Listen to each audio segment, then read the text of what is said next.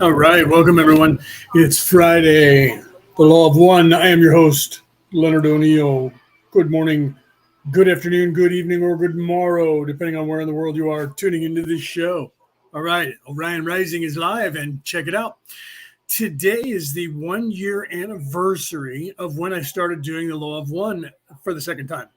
It was literally a year ago today, on Friday at 4 p.m., that I did the very first revisited episode of The Law of One. And then 2 weeks later, decided to make a class out of it. And we've been doing it ever since. If you check the date, it was actually the 3rd of June because the 3rd of June was last year on Friday, right? So welcome. I can see a few of you in the crowd there. Denise, Cassie, welcome, welcome. Share this out, share this out, share this out.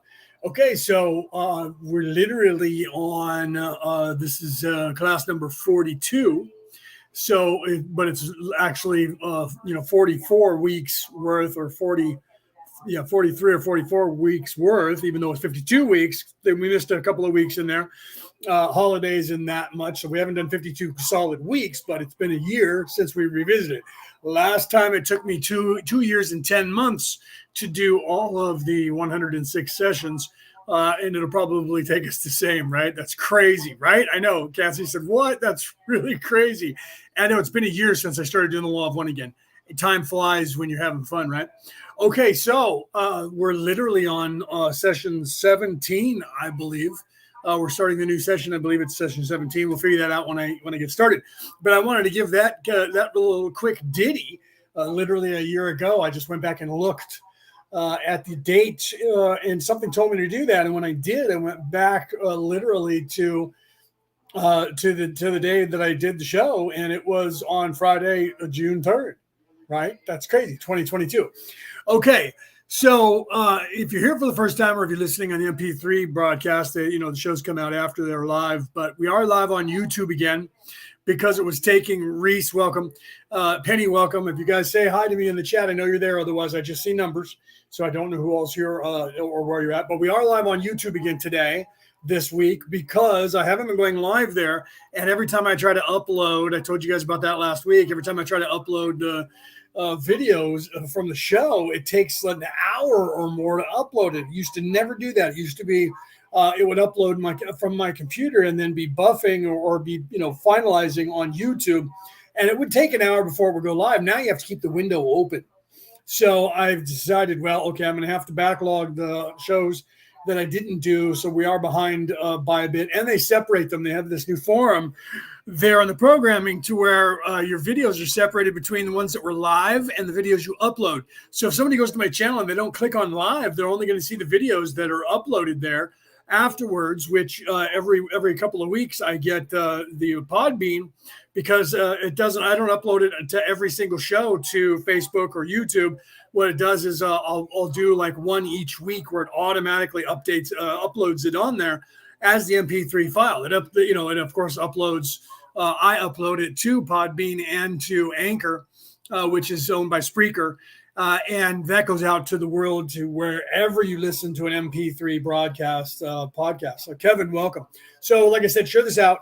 And if you're listening to it on the MP4 file, or actually if you're listening to me right now, you're on the MP4 file. If it's live for you, it is 3 p.m. West Coast America time. That's GMT -7. So you can figure out where it is in the world that you are. And if you're not in the United States, I'm in the West Coast of the United States. And even if you are in the United States, tell me where you're at so I know where you guys are at. Okay. So the Law of One, to recap quickly, we were talking about wanderers last week, and we're going to still go into that.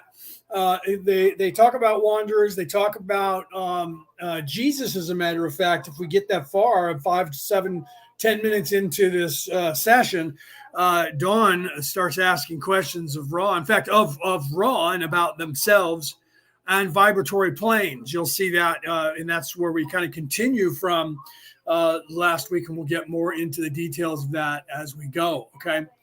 So I see Cassie saying hello, Anna. So Anna, I didn't see saying hello anywhere, and you might be in a weird place. So if you say something and for whatever reason I don't answer you, it's because on Facebook, if you're there, because I'll see the ones in YouTube will pop up on the screen. But on Facebook, I'm live on Orion Rising, the page, and on Returning to the Old Ways, the group. And then I shared it to my page, so it's live there. And sometimes when people go to follow me and go there and start talking in there, if I'm not on there on a monitor, then I don't see you. Or if I do see you, you'll pop up with no name. That's why it's defaulted on the screen when you look at on Facebook, and it says go to podbean.com and give permission. There's a link there that I've added that's been on there, but some people don't notice that, and so they start talking, and then I don't know who it is, and I have to find them. Right? Yes. Right. Well, in a sense, yes. Kevin says wanderers were given knowledge by the aliens before they grew up, and well, in a sense, yeah. I mean, we all do that. There was just a discussion a few months ago that I shared with a few people in the groups of a couple of guys, Sesh and Joseph, who, if you've watched, and I know Kevin, you know who I'm talking about because you have been following Watchers. In Watchers Talk, and before that, Portal to Ascension, or at the same time. And both of those gentlemen have been on those shows. I know that because I was working many of those shows where they were on, or I was, interviewing or whatever. And so a couple I spoke on that they were on. So I wanted to hear what they had to say, and the video that they were just talking about was kind of addressing that. But they come from Sesh is more spiritual than Joseph. The doctor is really a doctor of physics, even though he does believe in spirituality in some sense, and he's kind of getting that. Sesh is a little bit more awake, and so they were kind of discussing the ideology, and I try to separate that. This is why I'm focusing on what you said. Anna, welcome. I do actually get to see what your name, so you must have said I gave permission, right? So that's good. So Kevin, to get back to what you're saying, is I try to separate the ideology of this alien word in any of the densities, because in truth, there was a psychic. I was literally on Jamie Watson Wolf's show. I guess it's almost a month ago now, and she was doing a reading on me and said, you're actually not from this earth. And she giggled and laughed and said, I didn't know that about you. And Peter GV from South Africa was in the audience, and he said, yeah, he's here on this earth, but he's in it or on it, but he's not from it. And neither is Peter. But then literally she was talking to the other side, and her guides laughed and said, you do realize that like 50% of all of you are not from Earth. So the whole idea of alien is a three-dimensional ideology of my country, your country, borders, and people from another race or another place. And then when they show up and they don't have permission to be on the planet, then they are considered aliens, and that's or don't have permission to be in the new King's Land, whatever that is, America, Canada, where they call themselves a nation, and then they become what's called illegal aliens. The difference between wanderers, and it's the only reason I say this, Kevin, is that wanderers are here legally. So to be honest, they didn't come here in a spaceship. None of us did that are wanderers. We didn't come here in a spaceship and then land and try to fit in and pretend that we belong on this planet.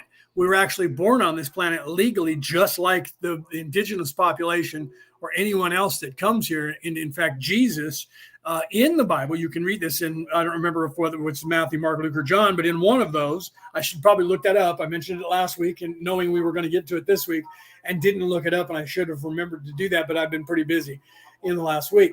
Honestly, very busy in the last week. But Jesus said when they were asking him questions, I think he was talking to Pilate at the time, before Pilate put him in front of the people and said, Barabbas or Jesus to save, and the mob rules, and they said Barabbas or Baracus, whatever his name was, the murderer and rapist and serial killer instead of Jesus. So they've crucified him. But before that, he actually said, I'm here legally.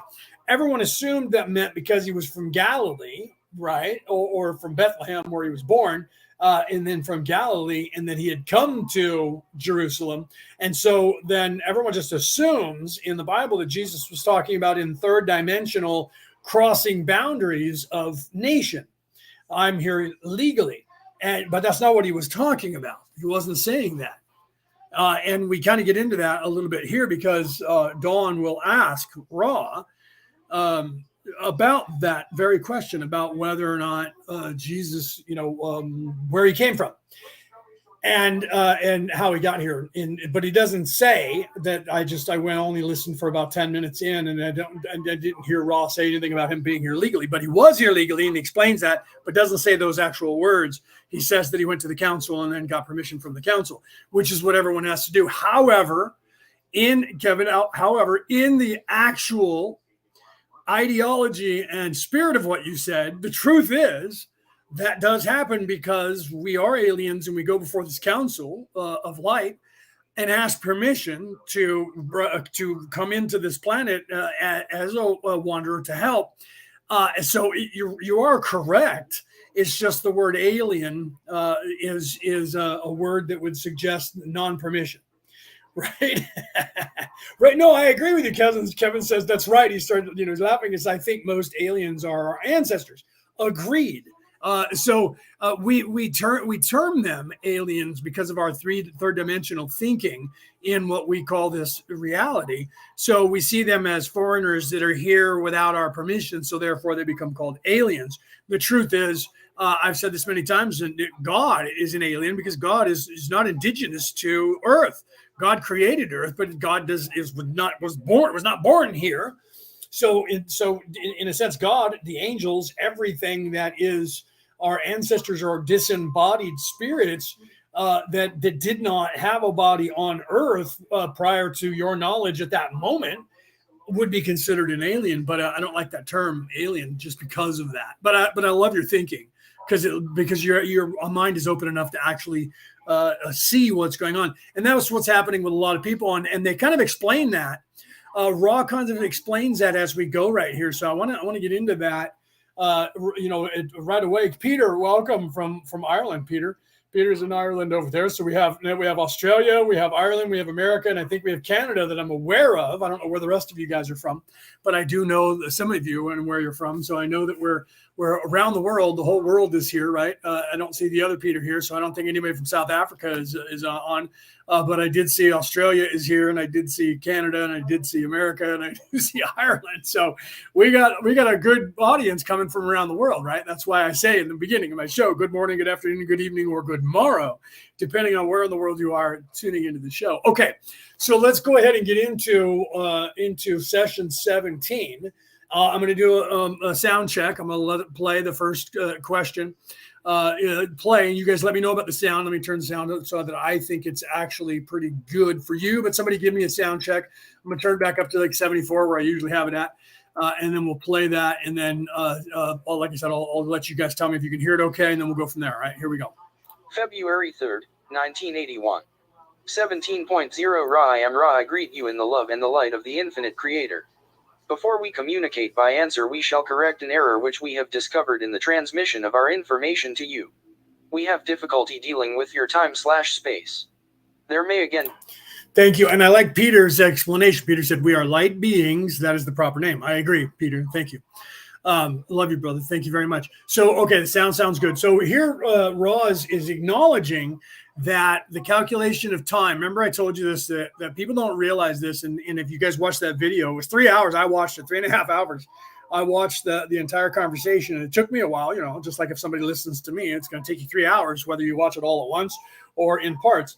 And literally, they don't have the concept down. Scientists are just starting to realize the concept that this is time space. This is a place where time exists.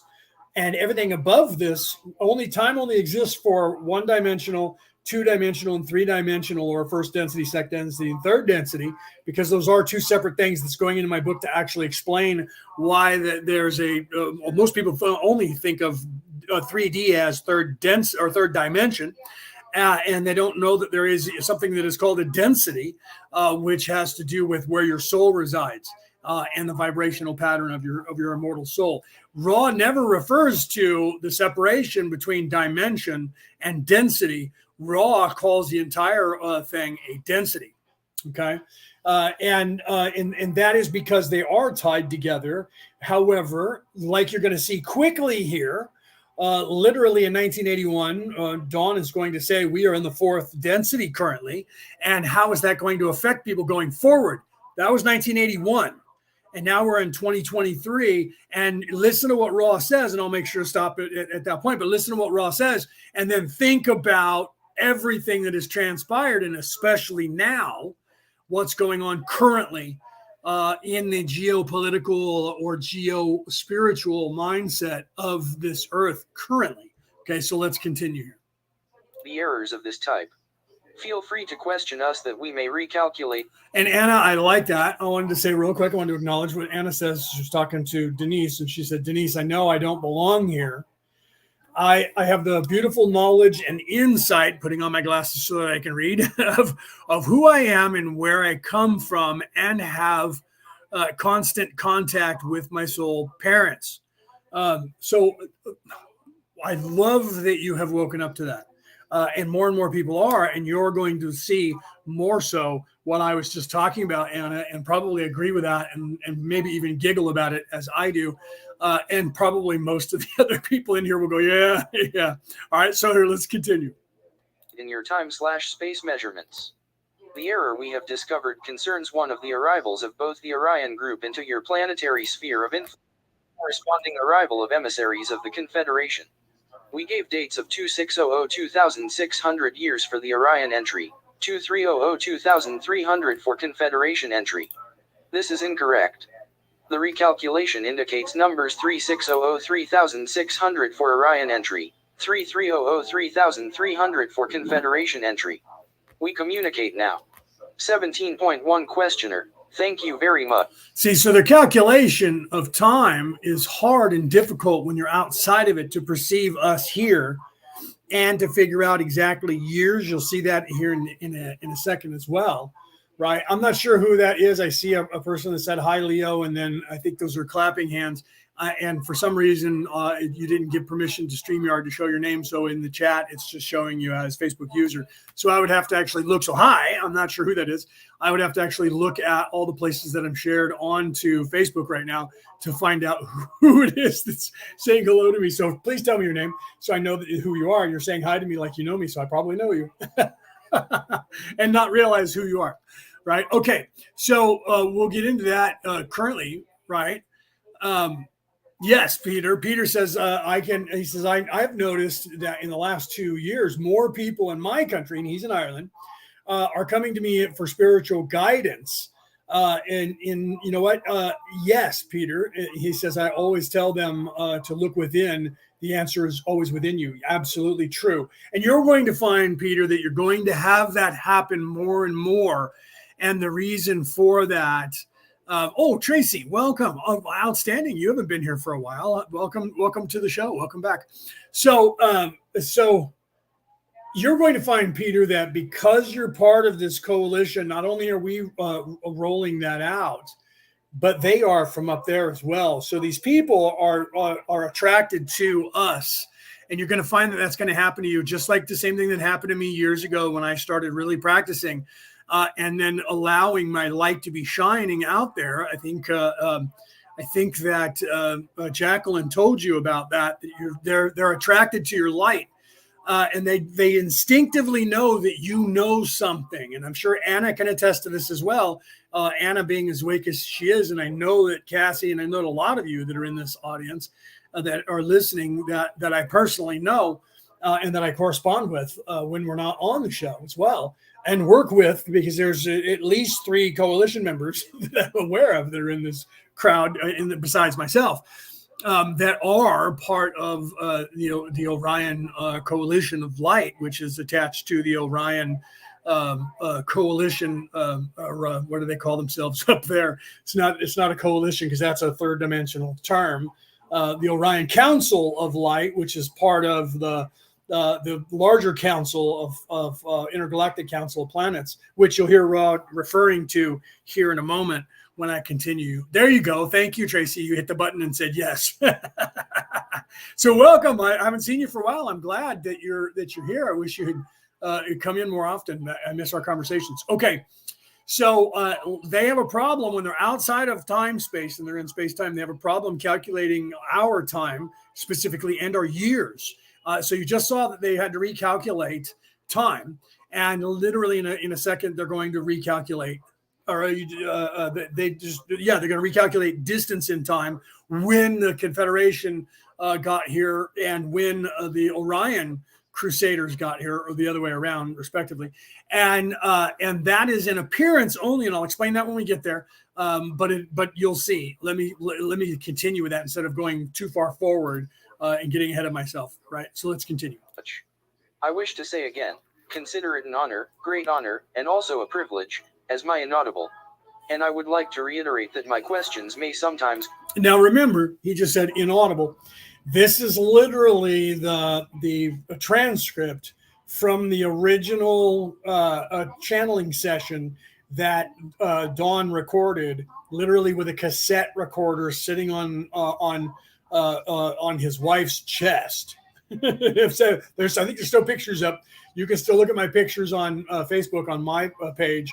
And there's pictures of Carla laying in the bed with the microphone, literally with a cassette recorder on her chest with a microphone laying next to it, in a bed covered with with an altar behind her with a Bible there and candle and incense burning and all of that. Old black and white photo of them from 1981. So he literally just said inaudible, and they had fixed that in the book. So if you're following along with a copy of the book, you're going to see that there is no word that was taken out. They fixed that for the actual books that went out to the world. But this is the actual transcript from the recording, and you can go to lawofone.info, LAWOFONE.INF as in Frank O, lawofone.info. You can click on every session and you can read them. And then when you look at the session number, right next to it is a little arrow, which is in blue. If you click on that, you actually hear the audio recording if you want to listen to the audio recording of question and answers. So Dawn asking questions and Carla literally answering. If slow as molasses in January, because it was really hard to channel this entire hive mind complex that is calling themselves Ra, right? Yeah. So Galactic Federation, right? So there's different names for that. Anna says the Galactic Federation holds a lot of different higher beings, all joined up as one. So, right. And there's different names at different frequencies for the different alliances that are here. The Council of Venus, which is here in this galaxy there I go again, using the wrong term, this solar system that is quarantining the solar system, but they're attached to a larger body, which is galactic. And so there's different names for those. And then there's different coalitions that have joined those, just like the United Nations down here on Earth, where you go to the United Nations and it's hundreds of countries that make up that body. Only the difference is down here, that body is mostly egoic, people in service to self, just like most, the entire religion of politics, power, control. Which is the religion of evil, that 80% or more of the people that are seeking power are in fact evil. Evil people seek power for the pure sake of power. People that are in service to others don't normally seek power, but sometimes they have to, and some of them do, because they're trying to make a difference in that political system or that religious system that is what we refer to as politics. Okay, let's continue. Go a little off because I keep going on something that I had already started to work into the applications of the law of one to better understand primarily the free will principle and further distortions that we discover. I got 3 questions just now in meditation. I'll ask them first before we continue. First, we are now in the 4th density. Will the effects of the 4th density increase in the next 30 years? Will we see more changes in our environment and our effect upon our environment? Ra I am Ra. The 4th density is a vibrational spectrum. Your time/space continuum has spiraled your planetary sphere and your, what we would call galaxy, what you call star, into this vibration. This will cause the planetary sphere itself to electromagnetically realign its vortices of reception of the INS teaming of cosmic forces expressing themselves as vibrational webs, so that the Earth will thus be 4th density magnetized, as you might call it. This is going to occur with some inconvenience. See, So this is going to occur with some inconvenience. And that is true. Literally go back to 1981. So we're looking at 40 years ago now, right? And sorry, my telephone's ringing, and so I had to hang up on it. Good thing I had the sound turned off. It's a local number. I think it might be the tire company. I had them order a couple of tires for my van, and they're supposed to call me. He told me Friday or Saturday, so hopefully that he'll leave a message, and I'll be able to go in tomorrow and get the 2 front tires on my van. Okay, so literally back to what Raw was saying. So the vibratory pattern literally in 1981 was changing, and we were already had moved into, because we were already past the point of this cycle's harvest, or at the beginning of it, and it's still apparent, and everyone keeps trying to yell, "Oh, the window's closing! It's already closed, and you can't leave now." That's a crock in a load of shit. Pardon my American. Anyone who, if they are able, can leave when they're able. And then most people decide to come back to help, and they stay. So if literally overnight tomorrow the entire planet wakes up and everybody's able to, which can't happen because there are people that are here for the very first time, that on some people that are here for the second, third, fourth, fifth, and sixth, and they're not ready to graduate. But the entire species could, if they all at the same time, or a good majority, decided to leave. But most of the time when people die and they're capable, so far in a long while now, they have returned to help because of the things that were created by those people, the Orion Crusaders, is what they called themselves when they left Orion, and when the Orion Coalition of Light started chasing them to kick their butts off this rock and all the other ones in this area of the universe, which there were 23 other solar systems, 22 other solar systems besides this one that were infiltrated by them in this sector of this universe that we're in, or this galaxy. I should say, not just the universe, but this galaxy, the Milky Way galaxy, way out here and they use this as a fueling up point and a refitting of their weapons, and then launched towards the center, conquest towards the center of the known Milky Way galaxy. Okay, and they've now left this quadrant, but their fingerprint or footprint is, the damage was done, is being repaired. So the people down here don't know that, and they've just really started waking up to, oh no, there was this group of people that were here that conquered us. That happens all the time. If you listen to my show that I did 2 years ago now, where I was talking about the Roswell incident, where, of course, there was not an alien investigation because there was not an alien there, which those guys addressed in the video that I put out, that I showed yesterday to people, or day before, whenever that was, a couple of days ago, but it was 4 months ago when they were live. And they actually even said that they don't believe that it was a crash, but they do believe there was an exchange and that there was an alien that was here. And I don't know if they heard about my show or that information that I had about Errol, the alien who was here in speaking to the CIA and the U.S. military at the time through a woman nurse who had telepathic abilities. And the reason she had telepathic abilities is because she was a wanderer, and she was actually part of their confederation and was on this planet. And that's why that the person made sure that the meeting was at Roswell, at that military base, because they had tracked one of their own to working on the military base, and she was unaware of it, and they tapped her, and she did not become aware of it, even though she was told that until almost before her death in this life cycle. And that was shortly before I got the information.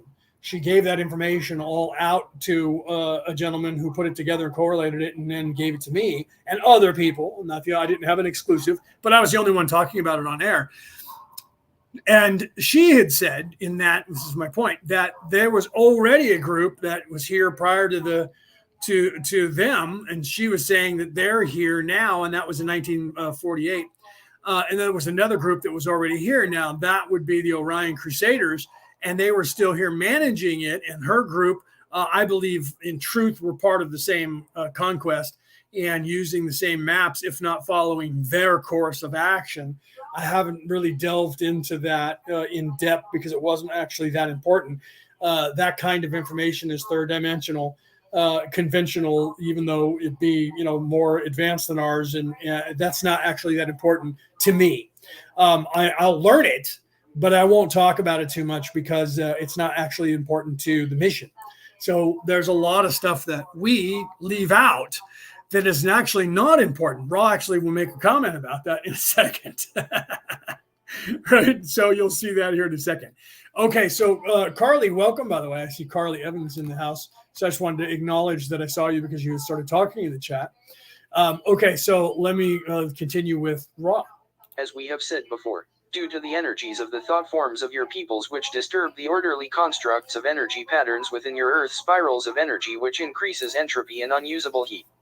This will cause your planetary sphere to have some ruptures in its outer garment while making itself appropriately magnetized for fourth density. Okay, so that literally means earthquakes and volcanoes.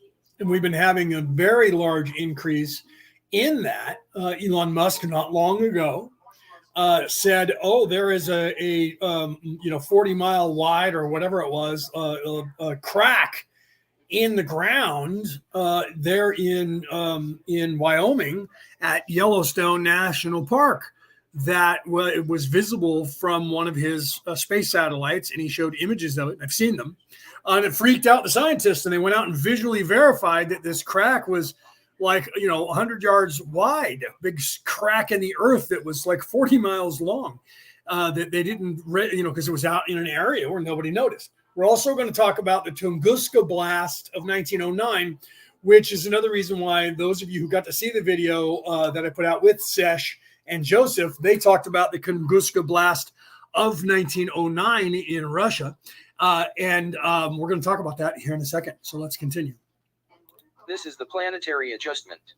You will find a sharp increase in the number of people, as you call mind/body/spirit complexes, whose vibrational potentials include the potential for fourth vibrational distortions. Thus, there will seem to be, shall we say, a new breed. Okay, and that is true. If you look at that, this is what I was referring to, Anna. And for those of you, Cassie and Peter, you probably already know this. And most of you probably that are listening already know this. But think about that. Since 1981, think about the mindset and spirituality of the planet itself and the shift that happened in the 90s, and then definitely around 2004, and again on 2012, and then again in 2014, 2015, 2016, and then again really big in 2016, really big in 2020. During COVID, because of the lockdown in COVID, spirituality like popped a great level. But there's also now this really serious rift, which was there before, but nowhere near as apparent as it is now. And this rift that people are literally talking about on shows today, where it's literally a separation of ideologies between and apparent and to people out in the open, literally, like Constantine, the movie, where he was like, demons are showing themselves in front of humans, and that's not supposed to happen. And literally, and I'm not referring to people in service to self as demons, however, the ideology of evil, and literally be opening up to not even caring and being wide open with the idea that they're in service to self. And literally, they discussed about AI on that video. You guys should look that video up, and I don't remember the name of it right currently. So if somebody could grab that video, it's on my page. If you go to my page, my personal page on the wall, that guy's show is up there, and it's that episode. You can click on it, and there's a link to it that I shared from his YouTube channel.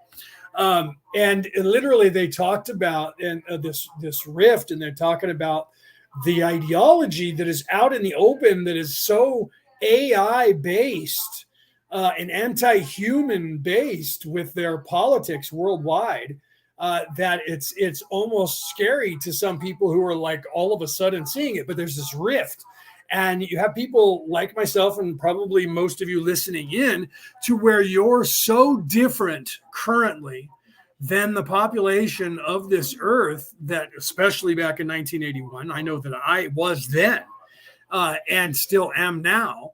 I literally just talked about this, that when I'm 50, 55, going to be 56 in September. And when I was 13 years old, I was already talking like I am now about your energy, your vibration, the way you look at people, the story that you make up in your head about them, the same thing they do to you, and how that energy transfers, and how if enough people see you a certain way, that can influence you if you're not consciously aware of it or strong enough to fight it. It's just like if you have a parent that is abusive and they tell you you're stupid from the time you're born, you're going to have a complex by the time you're a teenager, and you're going to think, God, I'm just dumb. And then you'll continue that cycle if you're not aware of it. I watched my ex-wife when we were together, and she would do something, spill something, and then I would hear her father's words come out of her mouth. And we called him, his name was Jim, and we called him God damn it, Jim, because every conversation, whenever you heard him speak, he started with God damn it, and then said someone's name, who he was talking to. And of course, it was always a combative, you're an idiot, you're stupid, look what you're doing, stop that, whatever it was. It was never, obviously, if you start a conversation with God damn it and then say someone's name, you're not going to follow up with, you're the greatest person I've ever seen do that. And so I literally would be sitting there, and she would be doing something. And I remember she spilt something in the kitchen. She was washing dishes or something, and she spilled something. And all of a sudden she said, God damn it, Melissa. And I went, whoa, what are you doing? That is a cycle of violence and hatred. And that's what your father used to say to you. Don't do that to yourself. You need to stop that. She was like, oh my God, I did say that, didn't I? I'm like, yeah, you exclaimed it immediately because that's what was drummed into you your entire life. My father, if you spilled something, my father, his response was, whoop, grab something, because there would be liquid spilling. And that's literally my entire life. My father would never get mad at you because you knocked over something. He'd go, oh, look out. And he would start trying to get you dried off, or if it was on the table, try to get it before it soaked everything. And grab a towel, and everybody move and everybody work together and let's fix this and sop it up. And then, Mom, go get some more milk or whatever it was. Mom would, don't worry. And if you started crying, he would say, don't worry, it's fine. It's a mistake. It was an accident. It wasn't like you grabbed your glass and poured it out on purpose. Then I would be a little annoyed. You did it on accident. Let's get you another drink and make sure you're clean. And everything was fine. Everybody sat back down after the fire drill of soaking up the wet stuff and putting it in the garbage or the sink or whatever we needed to do. And it was done that way. But not everybody has that kind of experience with their family. And hers was, God damn it, for everything she did. So that's unfortunate, but that's part of our programming here in the third dimension. And if you do that on a negative long enough, you're going to have a negative outlook on yourself. And if you do that in the positive long enough, you're going to have nothing but a positive outlook on yourself. So it's up to us to learn that and break that chain and fix it. And that's why I tell people you spend the second half of your life repairing the damage that they did to us in the first half of your life. All right, let's continue. These are those incarnating for fourth density work. There will also be a sharp increase in the short run of negatively oriented or polarized mind/body/spirit complexes and social complexes, due to the polarizing conditions of the sharp delineation between fourth density characteristics and third density self-service orientation. Those who remain in fourth density upon this plane will be of the so-called positive orientation. Many will come from elsewhere, for it would appear that with all of the best efforts of the Confederation, which includes those from your people's inner planes, inner civilizations, and those from other dimensions. See, now I want to talk about that. But first, yeah, Cassie said, so true. She said, and this is a group where you can talk about anything with so many open minds and acknowledging truths and sharing and helping one another. Absolutely. So if you think about if any of you that's old enough to remember 1981, think about society in 1981 and think about how spiritually minded they were. If you go back, I remember the 70s. And if you were talking like literally, I couldn't talk about this like this then. And even now, this to some people, if you're listening in for the first time, you're either going to think I'm crazy and turn me off and you're already gone because we're already 40 minutes in or whatever. Yeah, 40 minutes in. So you're probably already not here. Or you're going to think that I'm wrong, which is what I hope, because then I think that you're wanting to go down that road and not agree with me and go down that road and learn. or you'll agree with me and hopefully learn some more and then enlighten me so that I can learn as well. That's why we refer to it as learn, teach, learn, right? So, right. I know, yeah. Anna, I'm sure, right? Anna says, Tracy Campbell is actually one of my soul sisters, my little sister. I got to put my glasses on. I heeded the call. She came looking for me after I left. This is the first time we have soul connected in this life. Right? Yeah, Cassie says, "Oh my God, we need to talk." Yes, because you're aware of that. The fact that you're open up enough to where you're actually recognizing someone that is also currently on this earth in a body that you have found that you actually realize you do have a contract with to be near one another and help each other, and that you're aware of that is actually extremely rare, but happening more and more currently on this earth. And that's part of what Ra is talking about right now, that there are so many people that are so enlightened now compared to back in 1981 and any time before that on this earth. If you look back in time, it's a one here, a one off here and there and here and there and here and there throughout history that we still have, where they actually made a contribution by writing something or painting something or making music or in some way passing on the knowledge so that we know about it. Most of the time prior to that, when we didn't have media, they were drawing lines in caves and stuff in caves. That's one of the reasons why I made that reel or short, or depending on what platform you're on, that shows that literally in 57 caves around the world so far, that people have found, and they're looking for more caves, that there is literally a universal language of symbols that are literally on every continent of this planet at the exact same time, carved and painted on inside of all of these caves, and that all of them date back to 40,000 years ago that we've already found. So my point here is that there was a communication far greater than we thought. There was interaction with people on different continents way earlier than we believed. And some people still have that knowledge. The Aboriginal peoples, because of their ideology of being Aboriginal, being original people and not getting too caught up in this third dimensional societal structures. The Australian Aborigines, Native American, Central and South American Aboriginals still have this knowledge, and they'll tell you about that. The Australian Aborigines literally tell you that the Egyptians had sailed to their land, and they have hieroglyphs written by them, and that one of the princes who came there died while he was in Australia, and he was buried there, and they literally have the epitaph on a cave that I know personally, people that were there to look at. Kevin does too. Peter does too. I think Denise does as well, because Denise follows a lot of the people that I've worked with over the last 10 years.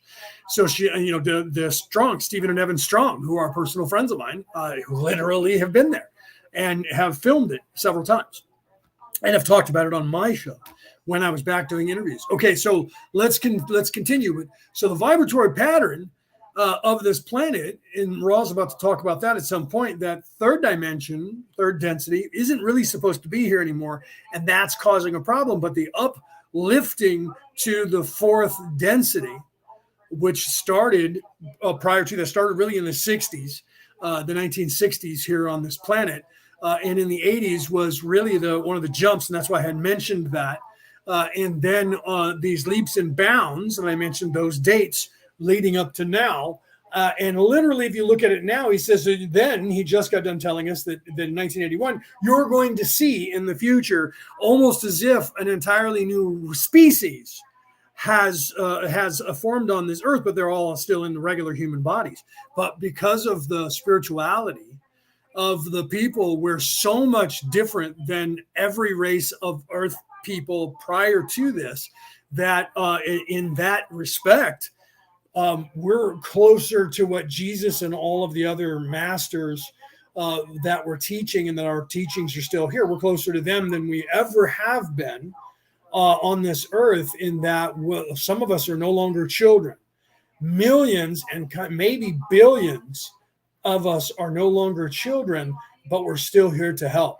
We know this. We're aware of this, and this is what we've been working at. And I'll get into that as we go. So let's continue on with what Raw is saying while I read what you guys are saying in the chat. The harvest will still be much less than that which this planetary sphere is capable of comfortably supporting in service.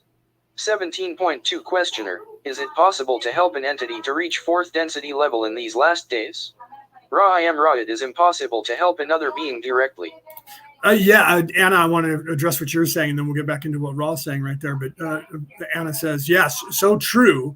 Talking about referring to the natives or the original people, they are of the dream time. Yes, I have the shaman teaching when I was probably 15, 16 of dream walking and spirit walking and all of that, which they are all native people, even the natives of the Druids and Wiccans of the European religions were very, very similar to that in their shamanistic training. And since I have a Merlin title, I had to learn that, and then learning Native American because I saw how similar they were going to the native Kivas. I have a relative of mine, Vegas. If she shows up in here, she doesn't always, every now and then she does. That's what she goes by. It's not a real name. She's actually my cousin, my third or maybe fourth cousin. We figured that out. We're actually related. That she's currently doing that. She's currently studying with Native Americans because she is more Native than I am. I'm only 5%. She's more than that. And you can see it. And she looks very European, but she has these other features that you look at and go, that's not European. She showed me a picture of her actual great-great-grandfather or great-great-great. I don't know how many it is. He worked with George Washington. Not a joke. And there was actual pictures of him when they started with not just paintings, but actual pictures. And there's a picture of him and the drawings of him, and she looks just like him, only younger and less native, right? So she's actually studying shamanistic studies right now, going to literally the Kivas. I believe she's in the Midwest, but I'm not exactly sure where. She's doing that. She told me, but I forgot. I apologize. I think she might be in New Mexico when she was doing that. So she's literally in the Four Corners area studying the same place that I was when I was in Arizona. I was not in the Four Corners. I was only a few hundred miles south of that. But I was there on that east side of Arizona. So far east, my friends in Phoenix said we should have been rezoned to Queen Creek as New Mexico, because there was only a couple of cities past us to the east that was still Arizona, and it was just all desert. Okay, so literally the people that are here are now, most of us are awake to the point, right? To Lenore, is it Lenore or Lenora? Welcome. Right. So let's get into this and think about that, though. The separation now of people who think like us are almost an entirely new species to this way of spiritualism on this earth in this manner. And it is alien. We sound crazy to those people who are very locked into the third dimension, or who are still locked into that trap of the mind that the churches try to keep everybody in, because unfortunately they were corrupted. They didn't do it on purpose, but they were corrupted by people in service to self, right? So, right. So yeah, look at what Peter's saying there, right? He's in the process of getting photographs of the stone bridges and the writings, the storms of, what is this, 1,000 years? Nobody understands it. Right. It's like the Book of Kells. There's a lot of stuff. Those guys talked about that on Sesh, and Joseph talked about that as well. Not as in-depth as my book that I'm discussing it. And that is going to be probably the mainstream. And when I write the book and get it out there, some of you are going to read it and go, yeah, I already know all this. That's because it's not for you. That's just like this class. I'm talking about the law of one. Some of you come here and go, this is basic. And that's because you're already where I am. And so this is for you a refresher. But it's sometimes people like ourselves show up to this and go, oh my God, this is so refreshing. I'm actually with people that actually get me. I literally, half of you in here call me up and say, I needed to talk, but I had to think about who it was that I could have an adult conversation with and actually could understand what I'm saying. You have no idea how many of you, and most of you that are out there listening, you know who you are, that we do that all the time. But that is literally, Raw was talking about that, and that was 40 years ago. Okay. Tommy, welcome, by the way. Welcome. All right, so let's continue.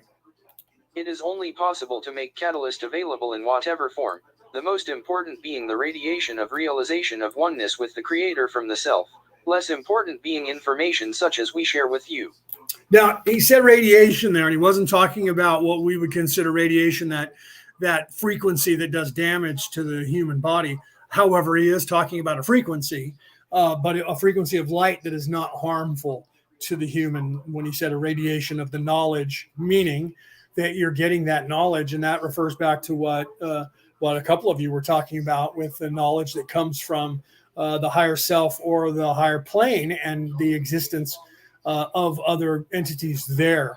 And a lot of people are realizing that through ayahuasca and DMT, by taking those drugs that are not natural already in our brain or in our body being created, which we now know and science knows that is happening to us naturally. So when we're taking that stuff, and they attribute ayahuasca and DMT, and people taking those to the expansion of the human consciousness. Science is actually getting to that point, to where they're acknowledging that that literally the lotus and the mushroom, depending on where you are in the world, especially in the north, the Vikings and the Celts were the mushrooms, eating the mushrooms and expanding their consciousness.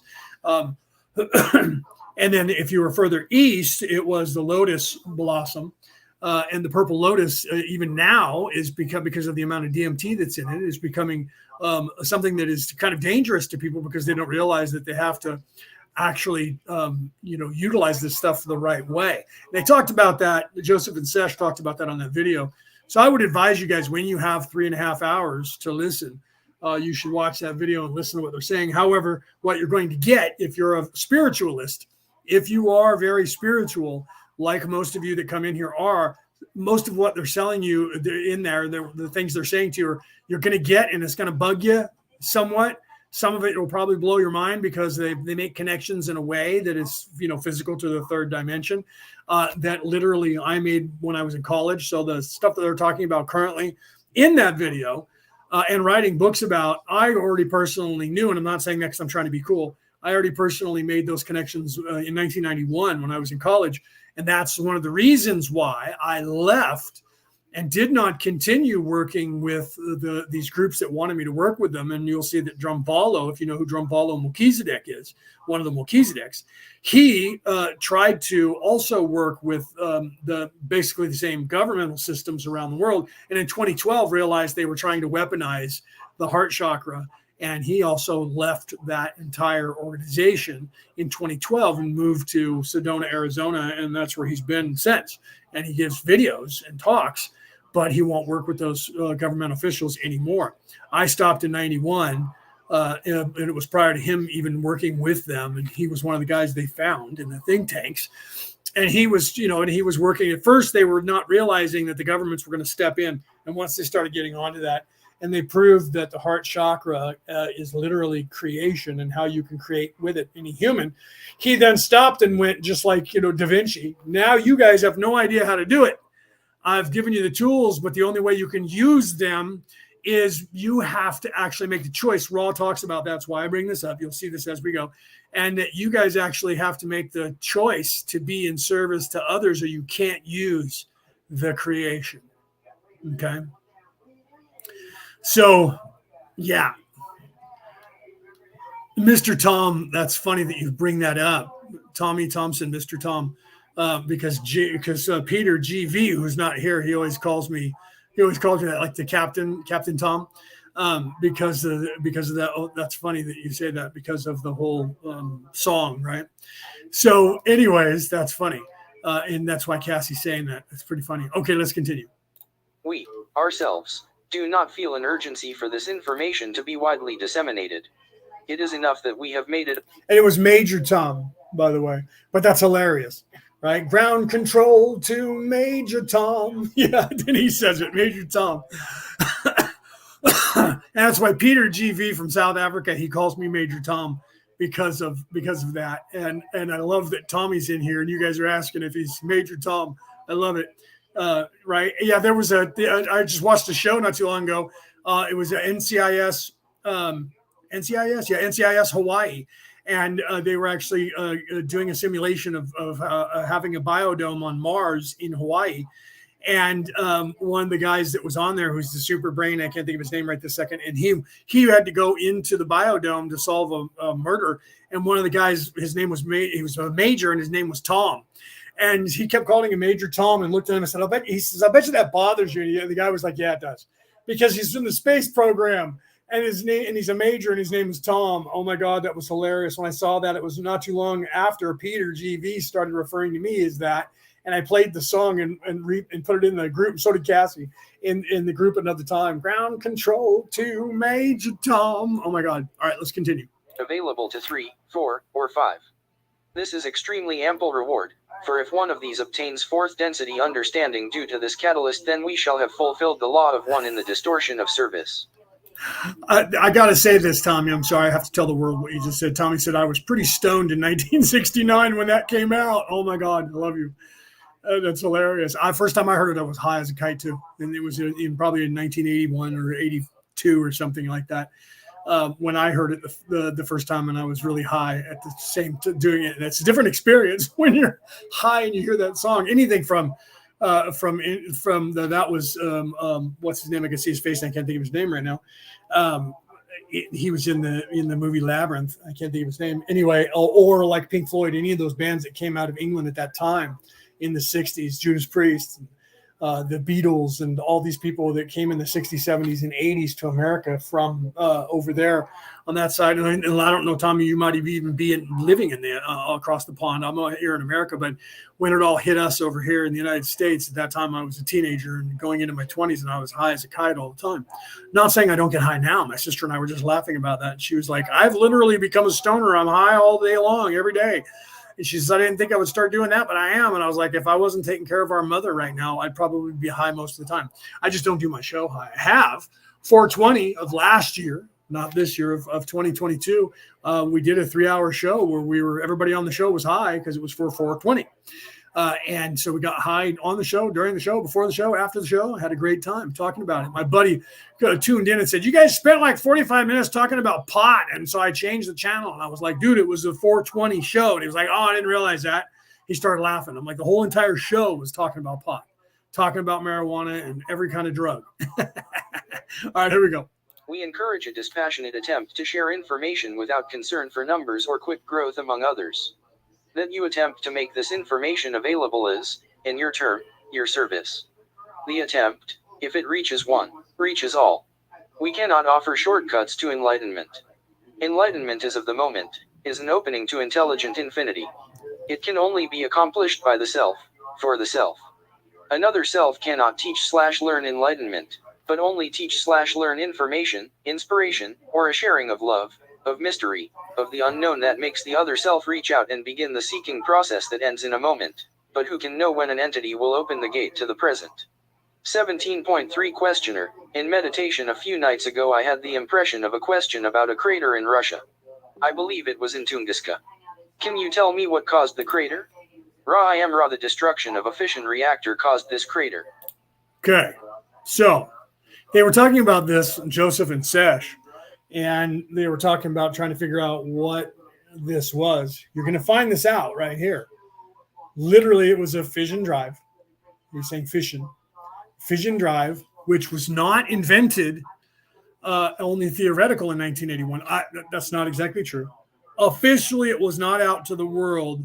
Unofficially, I know this because I got I had a part of a flight manual from the CIA, because I was talking about at the time the different drive possibilities for craft on Earth and off of Earth, and the different engines, because one of the things I was working on, by the way, back in the 80s, especially in the early 90s, until I realized that if I built a perpetual motion engine of any kind, that the government would come and kill me for it and take it from me.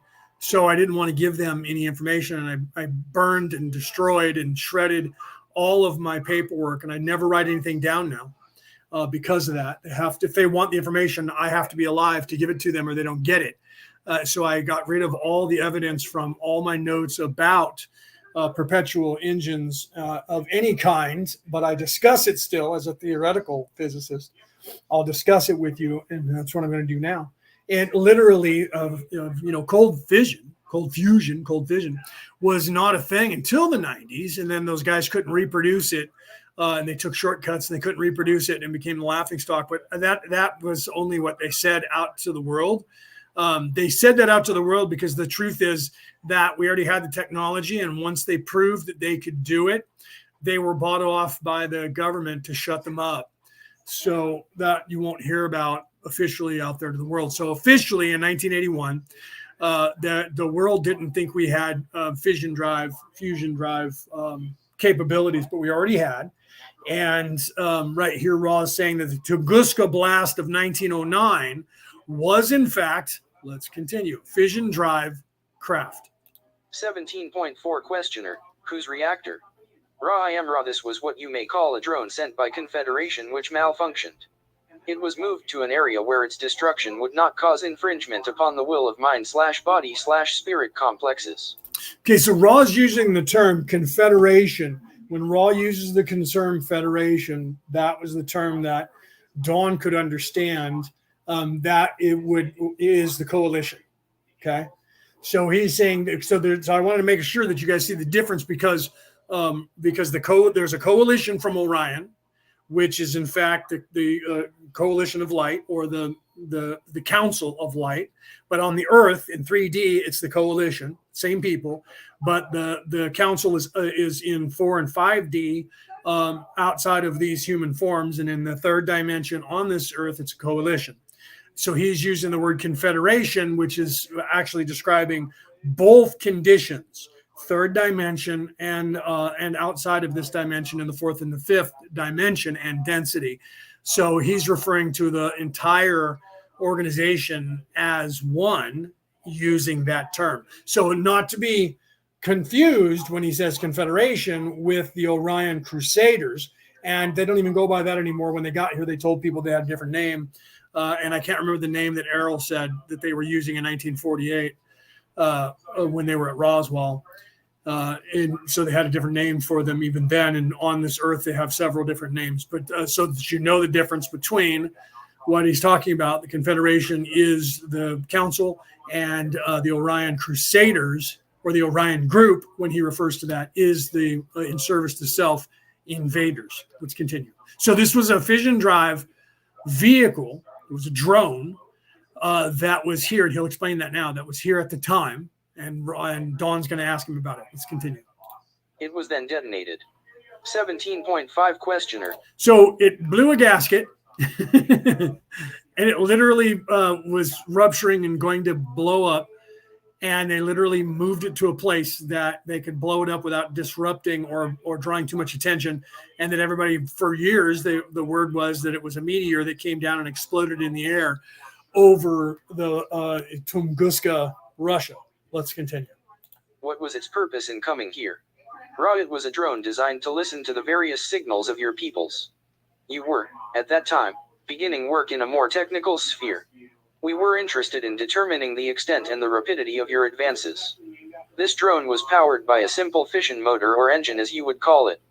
It was not that type which you now know, but was very small. However, it has the same destructive effect upon third density. Right, and you're using an off-world language now to describe that, and you're right, it doesn't translate well, and that's why it's easier to use a vernacular from this world, because it really scares people when we try to use those words. I had written some stuff, a partial ideology or idea for a book that had to do with space travel back in 2012 that I was currently writing at the time. And I didn't realize until I found them in my file and I started reading them. I was like, wow, I actually wrote this. I remember writing this, but I don't remember all of this. And I'm like, wow, I must have been channeling that too, because I do that when I'm writing. And all of a sudden I came across names of people that I did not intend when I looked up and saw what I had named the crew. And the characters, because I usually try to put all that down ahead of time. I literally went and read it, and I didn't put those names in, and they were spellings of names that I were going, holy crap, these are actually off-world personnel that are not from Earth that have this name. This is a different language. And I was sharing it with Cassie. I was like, look what I wrote. And she was like, what is that? I'm like, those are names of people, full names, first, second, and third names of individuals that I wrote down while I was writing. And because at the time I was either speaking or I was actually typing, and I start channeling. So I'm not, sometimes I literally, it's like, auto writing, and I'm just typing, and then I go back and fix problems. And if I'm speaking, I can say, all right, well, maybe that heard me wrong, and it put something in. That's what Peter does a lot, and you'll see him talking. And there's some things that are words that are a little bit out of order. It's because the computer is trying to print what he's saying. But in this case, I knew that I wasn't. And the only thing that was out of order were the names. And all of a sudden, these names were in another language. And I started laughing. I was recognizing that. So, yeah, you're right. So the name of actual, what the council is called, is a different name, because it's not a third dimensional word that is on this earth. And that's scary to some people, freaks them out, right? If I even say that, just you trying to write that. When you started spelling that and I was trying to speak it out loud, I was like, that's close, but that's not right either. And then you said it. Then I remember you said that's what they call it, but it's hard to spell in English. Yeah. If you said the word out loud, it would be easier. But even that, it doesn't roll off the tongue as easy as unless you're used to saying the language. In this, using this form of third dimensional tongue in cheek, right, with the mouth. It's different when you're there than it is here. Scares some people. Some of the audience will run away just for me saying that. Let's continue. Molecular structures. Thus, as it malfunctioned, we felt it was best to pick a place for its destruction rather than attempt to retrieve it, for the possibility/probability modes of this maneuver looked very, very minute. 17.6 Questioner, was its danger both blast and radiation? Ra, there is very little radiation, as you know of it, in this particular type of device. There is radiation which is localized, but the localization is such that it does not drift with the winds as does the emission of your somewhat primitive weapons. 17.7 Questioner, I believe that an analysis of the trees in that area has shown a low radiation level. Is this the reason for such a low radiation level in the trees? Ra, this is correct. The amount of radiation is very localized. However, the energy which is released is powerful enough to cause difficulties. 17.8 Questioner, then was the Confederation responsible for Earth receiving nuclear power?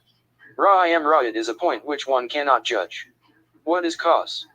The basic equation which preceded this work was an equation brought through by a wanderer dedicated to service to the planet. That this work should have become foundation for instruments of destruction was not intended and was not given. 17.9 Questioner, can you tell me who that wanderer was that brought through the equation? Ra, this information seems harmless as this entity is no longer of your planetary third density. This entity was named Sound Vibration Complex, Albert. 17. Could that possibly be Albert Einstein? He was doing it back then, right? In the 1800s into the 1900s, all the way up to when he was a really old man. Could it be Albert Einstein, or is there another Albert?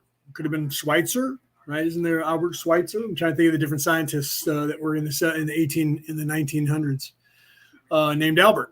Let's think about that for a minute, right? Let's continue. 10 Questioner, thank you. Can you tell me who, before incarnation into this density, was the one known as Jesus of Nazareth? Ra, I have difficulty with this question as it is phrased. Can you discover another form for this query? 17.11 Questioner, yes.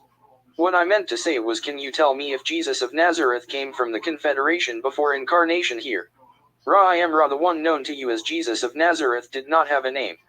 This entity was a member of 5th * density of the highest level of that sub-octave. This entity was desirous of entering this planetary sphere in order to share the love vibration in as pure a manner as possible. Now you notice there was an asterisk in there. 5th * density. He's going to explain that in a second, okay? There was a mistake by Ra trying to figure out our reference of, in our viewpoint of time, again, in spatial anomalies. You'll see. Thus, this entity received permission to perform this mission. This entity was then a wanderer of no name, of Confederation origins, of 5th * density, representing the 5th density * understanding of the vibration of understanding or love. This should be 4th. RA corrects the error in the next answer. See, so Jesus was actually from the fourth density, fourth dimension, at the highest level, capable of, at that point, of going to the fifth dimension. And when I first heard this, I went, oh, yeah, that's because the fourth is love and the fifth is wisdom. Right. So once you leave here, this is the intermediate school or the grammar school or the high school, and you learn general education. That's what the third dimension is, general education. And then when you get into the fourth and the fifth and the sixth and the seventh, each one of those is, love, wisdom, understanding, that sort of things. And love is the next level, which is 4. And then wisdom is 5. I'm not going to get involved in all of that currently, in what goes on after that. But we only know up to the end of 7 anyways, because the next octave begins. The bottom of the next octave is 8. And those people don't talk to us. We don't get to know that. That's literally, you have to learn this octave before you can even move to that one. But we can surmise and theorize what we think the progression would be. That doesn't necessarily mean that we're right. Right? All right, let's continue. 17.12 Questioner. Did you say the fifth vibration was that of love? Fifth density was that of love? Ra I have made an error. The fourth density being is that which we intended to say, the highest level of fourth density going into the fifth. This entity could have gone on to the fifth but chose instead to return to third for this particular mission. This entity was of the highest sub-octave of the vibration of love. Well, Tommy, thanks for stopping by. Tune in whenever you like. You can always go back and listen to the shows. Hopefully we'll see you again, right? Nice stopping in. Nice to see you. Take care. This is fourth density. 17.13 Questioner. When I am communicating with you as RA, are you at times an individualized entity or am I speaking to the entire complex? Ra I am Ra, you speak with RA. There is no separation. You would call it a social memory complex, thus indicating many-ness. To our understanding, you are speaking to an individualized portion of consciousness. So literally, if you have a reference, say, Star Trek with the Borg, only the Borg was nefarious. They had gone nefarious. They weren't originally, but they became nefarious and started trying to conquer everyone because of their quest of knowledge. But if you have that concept in your mind, they're individuals, yet they're communicating as one. So it's literally a compartmentalized unity, thought process and pattern of the oneness that makes up the entire species, the hive mind complex totality that calls themselves Ra. And that's literally what Ra is explaining to Dawn right here. Let's continue. 17.14 Questioner. Do I always speak to the same individualized portion of consciousness in each of the sessions? Ra I am Ra, you speak to the same entity through a channel or instrument. This instrument is at times lower in vital energy. This will sometimes hamper our proceedings. However, this instrument has a great deal of faithfulness to the task and gives whatever it has to this task. Therefore, we may continue even when energy is low. Right, agreed. Anna says, yes, Jesus, referring to Jesus, when we were just talking about, yes, Jesus he was highly evolved when he was here. He did healings through meditation. This was why no one could touch him at that time when he traveled. Absolutely, and then he would just disappear. There's many times, even in Matthew, Mark, Luke, and John, but if you read all the other scrolls of the time, the ones they took out that we found from the Dead Sea, and others that are still residing around the world that were not found in the Dead Sea, but were found in other places, you'll find just exactly that information. That literally, Jesus had said, and I brought this up, that early on in the show, he had literally said when asked, I'm here legally.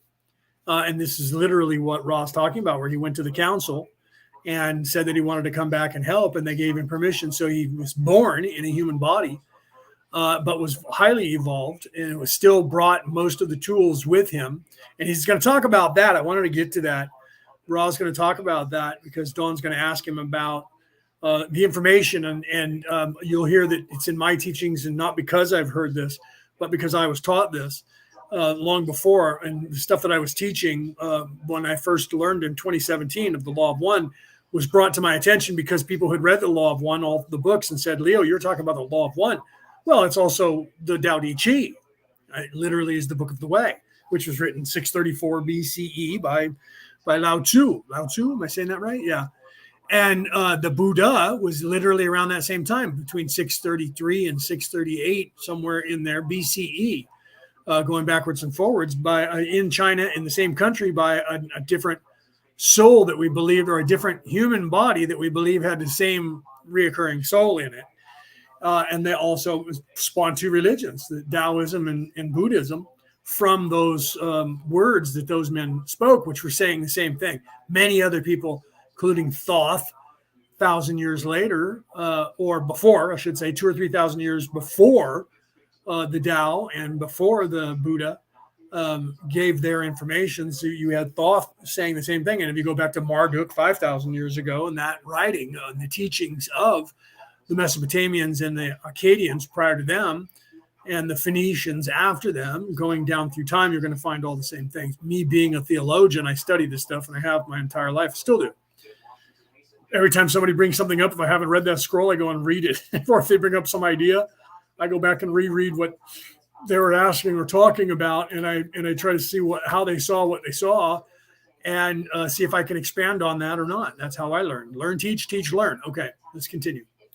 This is why we usually speak to the ending of the session due to our estimation of the instrument's levels of vital energy. Well, and I had to stop really quickly, right? Knowledge is power, Anna said, but prior to that, she said, I have memories of watching all of that. You can, everybody can tap into that. Some of us were actually there. And even if you weren't, you were, because you can tap into that knowledge. I've tried to explain that to people, that you are a recording device. Your soul is recording it. Your body, your physical body, is also recording it. They've proven this. If you read the book, I don't remember who wrote it. I have the book. I'm currently reading it, The Holographic Universe. They started proving that not too many years ago, 20 years ago until now. The theory of that literally your body and your brain is recording in a holographic image everything that you do, see, think, taste, smell, and everything that goes on around you. And literally, the Akashic record is also all of that. So you're uploading all of the information live as you're storing it to yourself. You're uploading it to the greater consciousness that we call the Hall of Records, or the Akashic record.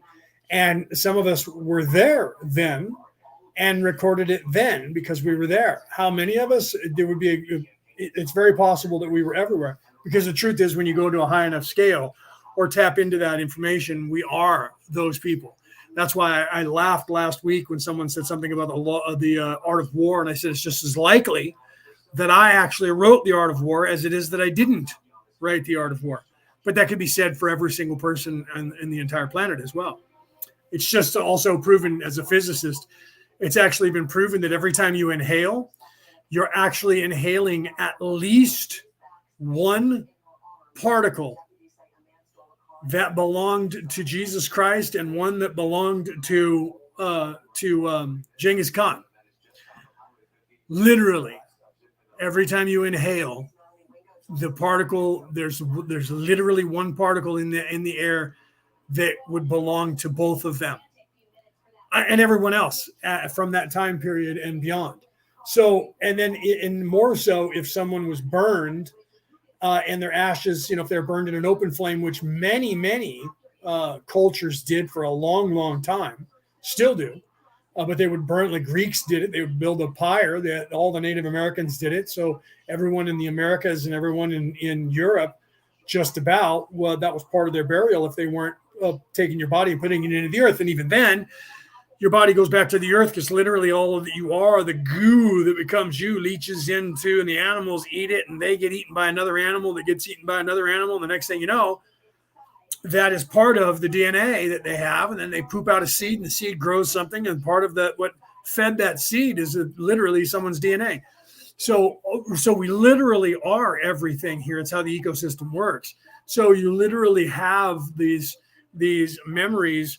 And when you reach a certain point, you can access them. And some people start accessing them before they realize that it's an access. And then they say, oh, I was, Holy Mary. Well, you were, but so was I. And so were we all. Because we can all literally on a higher level move into that character. whether we're there live or whether we're there in the memory that's recorded doesn't matter, because when you get outside of space-time and you get into time-space, when you do that, you're literally going and becoming in that body as that person. So when people say that to me, I was King Arthur, I'm like, I know 7 of you on this earth. I literally used to hang out with 4 of them and wanted to get them all together because we're the real Slim Shady, please stand up. But I did that as a joke. But the truth was that I still meet people who say that they were, no one ever says, and this is the thing that I giggle about, because no one ever says, except for a few people, that, yeah, I remember what, at the time of Jesus, yeah, I was just nobody. And so I love, Adam, that you say, I remember witnessing that. You didn't say I was Jesus, I was Mary, I was Pilate, you were like, I remember witnessing it. So you were seeing it, but not from a perspective of a delusionary, grandiose delusion of, I remember seeing that because I was there, I was Jesus. You were just, and I love that you said that. There was more humility in that, what you said, and how people say things, will to me show how far up the ladder you are in your consciousness. If you have delusions of grandeur and you start saying I was there, well, you were, but you need to realize that so was everybody else, and we can all tap into that. So, but then if you specifically say no, I wasn't that person, but I witnessed it. That's very, very possible as well. That's why I laugh and say it's just as possible that you were Jesus, because on some level we actually all are. So we were all of these people, and we can tap into that when you're at a high enough place.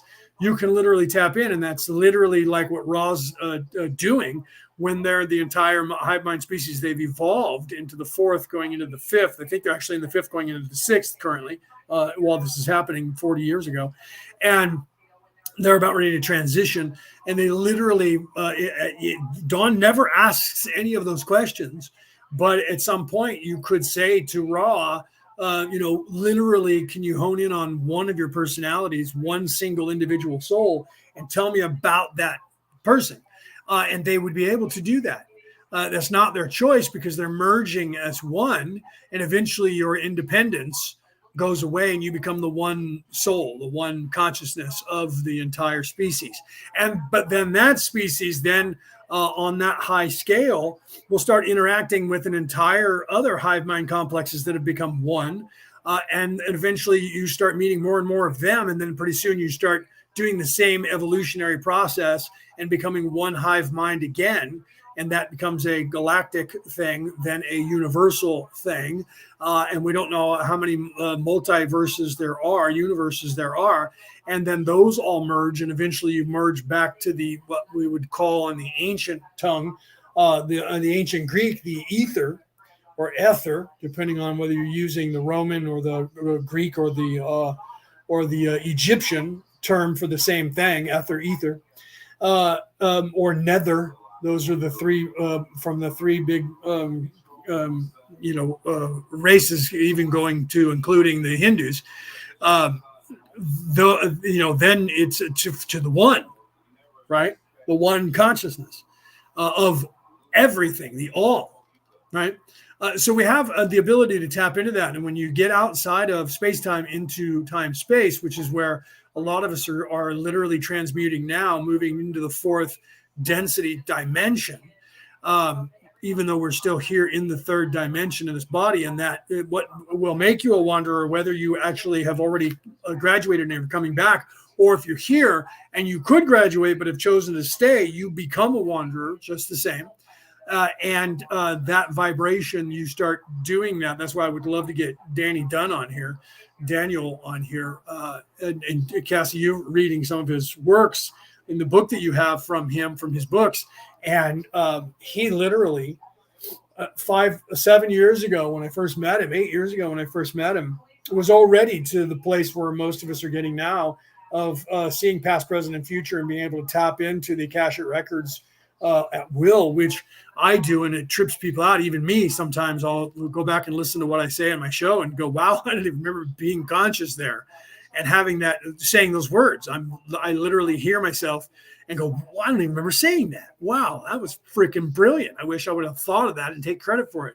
that comes from me pulling it from the universe. And sometimes I literally check out and I'm channeling, and I don't realize that I'm doing it. And then when the show, I look at the time and go, my God, I've been talking for 3 hours. I didn't even realize I was on the air that long. What the hell happened? And then I go back and listen to myself and realize that.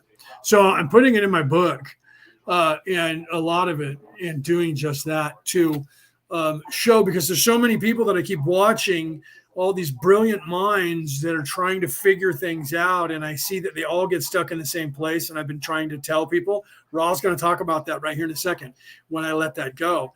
And this is what I try to teach is I always say you can lead a horse to water, but you can't make it drink. That's literally what Ra is going to explain coming up here shortly. 17.15 Questioner. I would like to make a point clear now that I am sure of myself.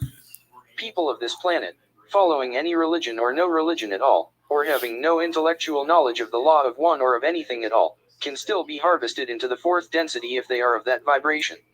Is this not correct? Ra, I am Ra, this is correct. However, you will find few who are harvestable whose radiance does not cause others to be aware of their, what you may call, spirituality, the quality of the mind/body/spirit complex distortion. Rick, welcome. I know normally somebody throws it into the group and tags everybody, and I didn't do it, and I didn't ask anyone to do it, so I don't even know if it's been shared into the groups. So welcome, Rick. Sorry that you just now figured out that I was live and got in here. I apologize for that. I got to make sure that we get it into at least the chats so that the people that are in those chats can actually find everyone. Right? Let's continue. Thus, it is not particularly probable that an entity would be completely unknown to his immediate acquaintances as an unusually radiant personality, even were this individual not caught up in any of the distortions of your so-called religious systems. 17.16 Questioner. When Jesus of Nazareth incarnated, was there an attempt by the Orion group to discredit him in some way? Ra, I am Ra, this is correct. 17.17 Questioner. Can you tell me what the Orion group did in order to try to cause his downfall? Ra, I am Ra, we may describe in general what occurred. The technique was that of building upon other negatively oriented information. This information had been given by the one whom your peoples called Yahweh. This information involved many strictures upon behavior and promised power of the third density, service to self-nature. These two types of distortions were impressed upon those already oriented to think these thought forms. This eventually led to many challenges of the entity known as Jesus. It eventually led to one sound vibration complex Judas, as you call this entity. So literally, you have them using the Jedi mind trick over 2,000 years ago, or the 2,000-year anniversary of Jesus' death is in 2031. 2033, I apologize. 2033 will be the 2,000-year anniversary of Jesus' demise that year. So 10 years from now, it'll be 2,000 years. It's kind of scary to think about. But they literally used Jedi mind tricks. They literally used negative information getting into people's heads. And so when you hear this is why I say the religions are there. And it's esoteric, if you're paying attention, you can hear that when they say that the devil gets into the ear of those who can hear, and those who are simple-minded or weak-minded or have that affinity for being evil. The negative energy, and if you want to call that the devil or Satan or any other set or any other word from whatever religion that you want to use or that you're familiar with, you all know what I'm talking about. Wherever you are on the planet, and whatever spirituality that you have gone down the road of, either in your teachings or in your lineage from your parents or your society. You will have an ideology of evil, and they place a name on it. Instead of fighting over, and this is why the coexist group of people around the world started trying to show people that, look, we're all the same. We just have different symbol for each, philosophical, spiritual way and practice, different names for the same exact energy that we're referring to as the same entity. So we should acknowledge that. And those of us who are theologians, we actually try to teach that, because we realize that the more we read that, it's not as important as to when something was written, because they're all the same. So the message is the same with semantical differences.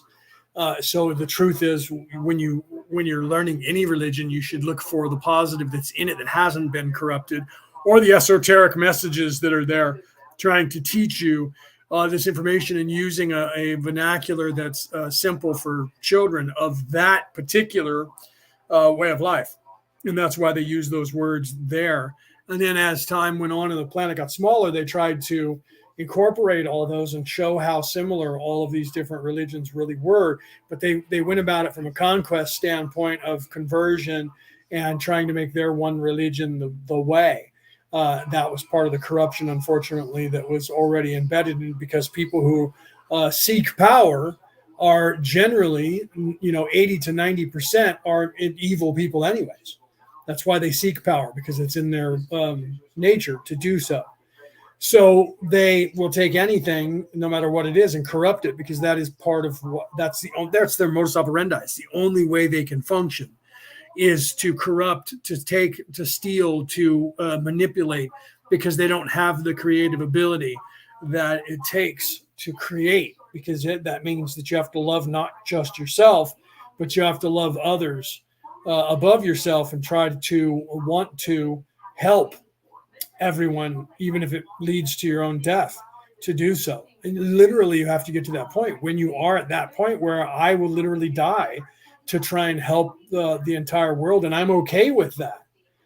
And that literally, if that's what happens and that's what's supposed to happen, then it does. When you actually admit that to yourself and you're that objective, your entire life changes.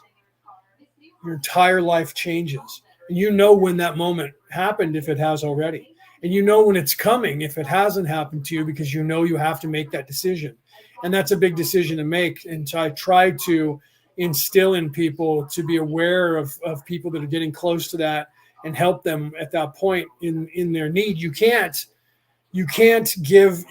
tell someone the secret. You cannot. It has to be discovered. And so because of that, evil people use that information to their advantage, and they will literally, the first thing they say is, prove to me, do a trick, and they want you to do something. That's what Ramses did to Moses. That's what they did to Jesus. Do it right now, walk on water, prove it. And it's not something that this. If you are aware of it, this, and that it's not something that you can show them, because if you show them the miracle, they'll choose not to believe it. If they're not capable of believing it, they can't see it, and they refuse to see it, and therefore they know the answer to the question already. And that's why they say in their religion, never ask someone a question you don't already know the answer to. And that's the first thing they teach you if you're part of that evil religion and you're going to call yourself one of their priests that are going to be working in the part of their religion that they call law. Okay? And cross-examination. That's part of their techniques of that religious cult. And in being that, it's the same thing in politics, and it's the same thing in the media. It's the exact same thing. Never ask a question you don't already know the answer to, and always say things in a way that only promotes what you're trying to promote. That is what we call propaganda, and that is the modus operandi of that religion. And I can tell you this, which I'm doing, and if you're not capable of seeing what that religion is, you're going to think that I'm crazy in what I'm saying, and that there's this thing called state that is separate from religion, and we need to have a separation of church and state. The very first people who say that are the people that subscribe to the religion that they call state.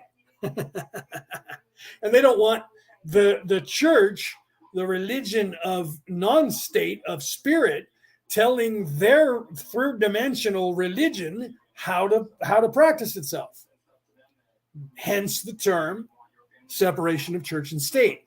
We don't want the church being in charge of our religion, because that's your church. But they can't say that to you out loud, but they are. And if you're not able to see it, you go, you're right, absolutely right. We can't have that church thing being in control of politics. That's supposed to be for the people, by the people. What's the church? The church is for the people, by the people. The church is about God teaching. So everything that they're claiming is the opposite in the state is in fact a religion. You have to see that. So here's the point. My point is, I can tell you that, but if you're not to a place where you can actually understand that, you will think that what I just said is crazy.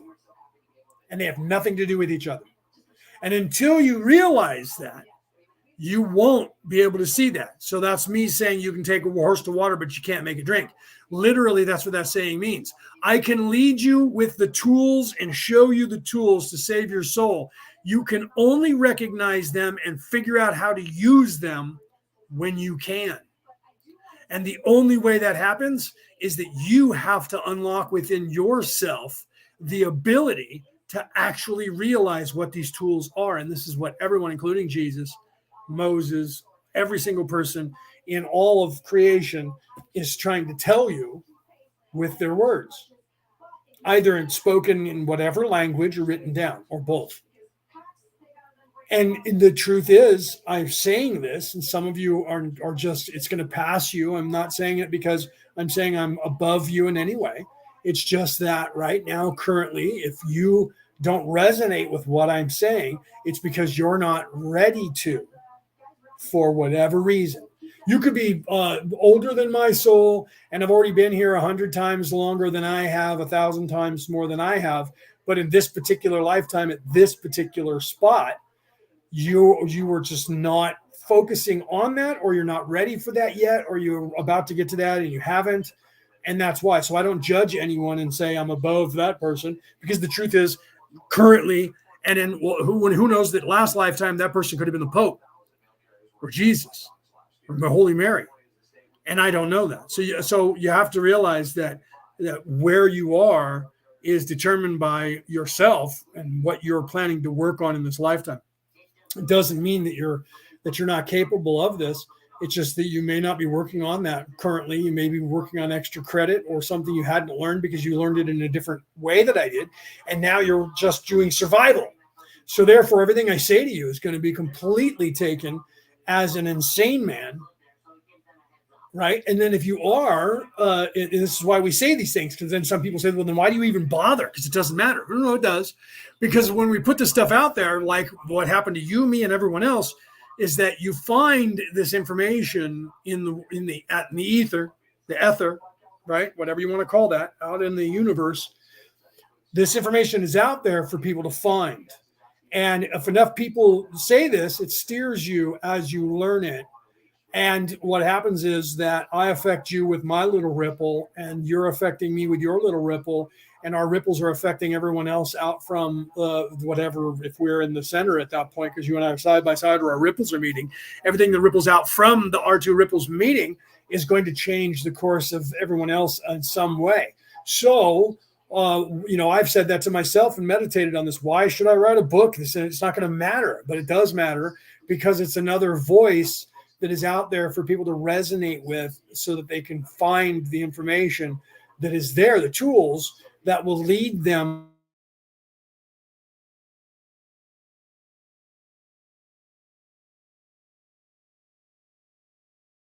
on a back on something that I said, or someone similar to me, or someone throughout time of something that you read where they had said the same things or similar, to where it triggers you and you go, wow, wait a minute. I've said this many times, that the older I get, the more I have to go back and re-listen to every song I've ever heard, reread every book I've ever read, re-watch every movie I've ever read, rethink about everything I've ever thought about, because you all of a sudden at one point in your life, everything starts to make sense in a way that there is out of your mind thinking you're crazy making sense. And then you look around for people that think like that, and that amount of the people gets diminished greatly, quickly, down to few people worldwide. And that's when you have to look around and go, are we crazy or are they? What just happened? And that's the truth. So I can give you the tools, but certain things, and as a psychic, I tell people the same thing. As time, very small, Cassie said, it becomes very small. It becomes a very small circle. And I realize that it gets smaller and smaller the higher up you go. And I remember Danny telling me that 8 years ago, when he get in my position to where there's only a few of you, less than a handful of you. And then I was like, that's akin to, like when the Buddha was writing down things with Lao Tzu. And at that time period, 634 BCE, on this earth, there was maybe Copernicus and one other person that was writing shit down like that. You know what I mean? So it becomes very small. And those are just the ones that they actually spoke out and told us about that we still have from antiquity. There could have been hundreds, thousands, even millions of people worldwide that were awake enough, but never wrote anything down. Or when they did, it's got lost throughout time, burned, destroyed, bulldozed over. They put things in caves that still haven't been discovered, whatever, right? That's why I find that it's important to look at the past, because countries are trying to eliminate that. They went through a lot of that in Australia, and some of you that are down there know this, where they were finding Aboriginal sites that had information that was thousands of years old. And as soon as that information got out to the media, the government came in and literally destroyed it all and moved it away. They don't want anyone to know about this stuff. They're literally openly, and they were doing this before, and they just covered it up. No one knew they were doing it. Literally, if you look at the Iran-Iraq war, so they say the Iraq war, forget about Iran-Iraq, say the Iraq war where the United States went in and invaded, or the coalition at the time went in and invaded Iraq to go and get Saddam Hussein. And think about Baghdad. And if you were paying attention, you were seeing that there were people that were going to the museums and destroying artifacts, and other people, Arabs, that were stealing the artifacts to keep them out of the hands of Americans or anybody from the United Nations of getting a hold of these artifacts. I watched that happen on film, and I watched it happen live on air as well. And these people were from antiquities saving this, that had to be a part of sex, whose their job was to defend this knowledge throughout time. And that went really fully, almost 100%. I'm still aware of it, so some of us remember it, unexplained to the population of this earth. But I watched it happen live, and then because of the connections that I have, I was able to get a hold of some of the information in sources that came from governmental systems. You have to remember that I did work for the Irish government and the Irish Republican Army for a while, and had access to FBI and CIA sources here in the United States, as well as MI6 and MI5 sources in the UK, as well as the clearance for the Irish government. Okay, so I was able to get a hold of some of this information because I was interested in it. And some of the people then didn't care, but others were very aware of it and wanted to make sure that this information got out to other people. So people like myself were able to procure it and watch it and try to figure out what this artifacts were they were protecting, stealing, breaking, destroying. But they wanted to make sure that the West never got a hold of this stuff. And when you look at it and why, I mean, look at the West and how they are controlling the world, and that the progressives have progressed since the 90s into literally being openly on both sides of the aisle, owning like 80% of all governmental systems and all of that information, like Joseph and Sesh said 4 months ago on that program that I linked just the other day, that literally it's AI based. And they're openly speciesist, anti-human speciesist. And they're literally telling people that say there's a problem with AI, they're calling that person a speciesist. So that tells you that their choice is AI, and that you are, and it's calling you a racist, but now you're being a racist on species. So that means that there are people on this earth that are seeing AI as a species. And they're literally aware of the temporal war. And that's why that whole show was about it. And they never got into it.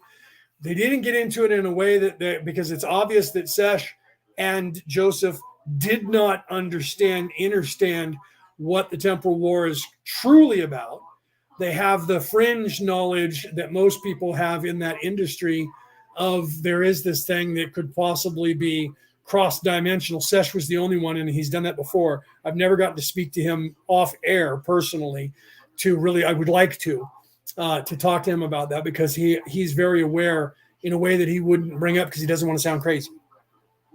Even what he's saying now, though, does sound crazy. But in that whole, ancient aliens field, and the field of science and physics and all of that now, there's a group that is moving towards that, because they're proving with the whole ideology of holographic universe, that our memory is also holographic. And that is has been proven. So we went with dark matter. Some of you I'm going to lose now. Some of you physicists are going to know where I'm going. Went with dark matter, and that's why I always said Hawking, like Einstein, was way off base. Even though right now some of you will get mad at me and go, "What? Hawking was the greatest mind that ever lived." No, and they and they attribute all of Tesla's information is coming from an alien source. And von Braun said the same, but they didn't actually say UFO, little green men, aliens. They both said from up there. And I believe that the information that they were getting was not from a little alien in an alien spaceship channeling information into their brain. And that's where both of them and most of these people have only, here's the thing that I always laugh about. Okay. Let me explain this now because I've opened this can. Let me explain this. If you believe in UFOs, there is a group of people that are religious and indoctrinated that will say all aliens are not real. They're not aliens. They're demons, because that was their indoctrination. Christianity is really good at painting that picture. And trust me, if you don't know who I am, I have 2 religious titles in the Christian pantheon, one through the Universal Life Church of Phoenix, Arizona as a Christian minister, and one through the Roman Catholic, Holy Roman Catholic Church as a minister, and 4th degree Knight of Columbus, knighted by the Holy Roman Catholic See, which gives me the title. I don't have the priestly title because you have to go to their seminary to get a priestly title. I don't want to do that because I don't want to swear off sex. No offense. So I have a Christian title in all the other Christian religions that allow me to have sex, and don't care about having their title as a father, right? I don't care about that. I have that title in 4 religions. I don't need it in theirs. 3 other ones besides theirs, okay? So I'm not taking a shot at Christianity as an atheist. This is why I bring that up. It's the only reason why I do that. I don't like to talk about me as far as every title that I have. But when I get to a point where I'm taking shots, I want people to be clear that I'm not doing it from the standpoint of I hate religion and I'm anti-religion, and because I don't hate religion, but I am anti-religion. I am about spirituality, not about religion. Religion recruits you. Spirituality waits for you to find it. Okay. So as a spiritualist, and that is becoming an ideology that they want to paint as a religion, as a cult, most of science is like what Session and Joseph were getting to, where they will now admit, okay, that there was a time 20 years ago, 40 years ago, definitely you were insane if you even brought up the idea of aliens. Now it was just demons. So even now the scientific community will acknowledge that there is the possibility of life on other planets, and that's in the mainstream. In the fringe ideology, it has now moved to where it is actually definitely possible that there are aliens in 3rd dimensional reality, but they're also starting to expand their consciousness to say cross-dimensional. And Sesh brought that up in that video that they were live 4 months ago, where he had said 3rd, 4th, and 5th cross-dimensional information, but he was also pointing to a nefarious act of that he had said, which I disagree with him, and said that the human race is not smart enough to have come up with any of this on their own, and that all advancements that we've come up with have been because of an outside influence that is an alien influence that is nefarious. In the reason that they did it was because they wanted something from us to make us smarter in some way, so that they culturally raised us to be their slaves and to mine shit.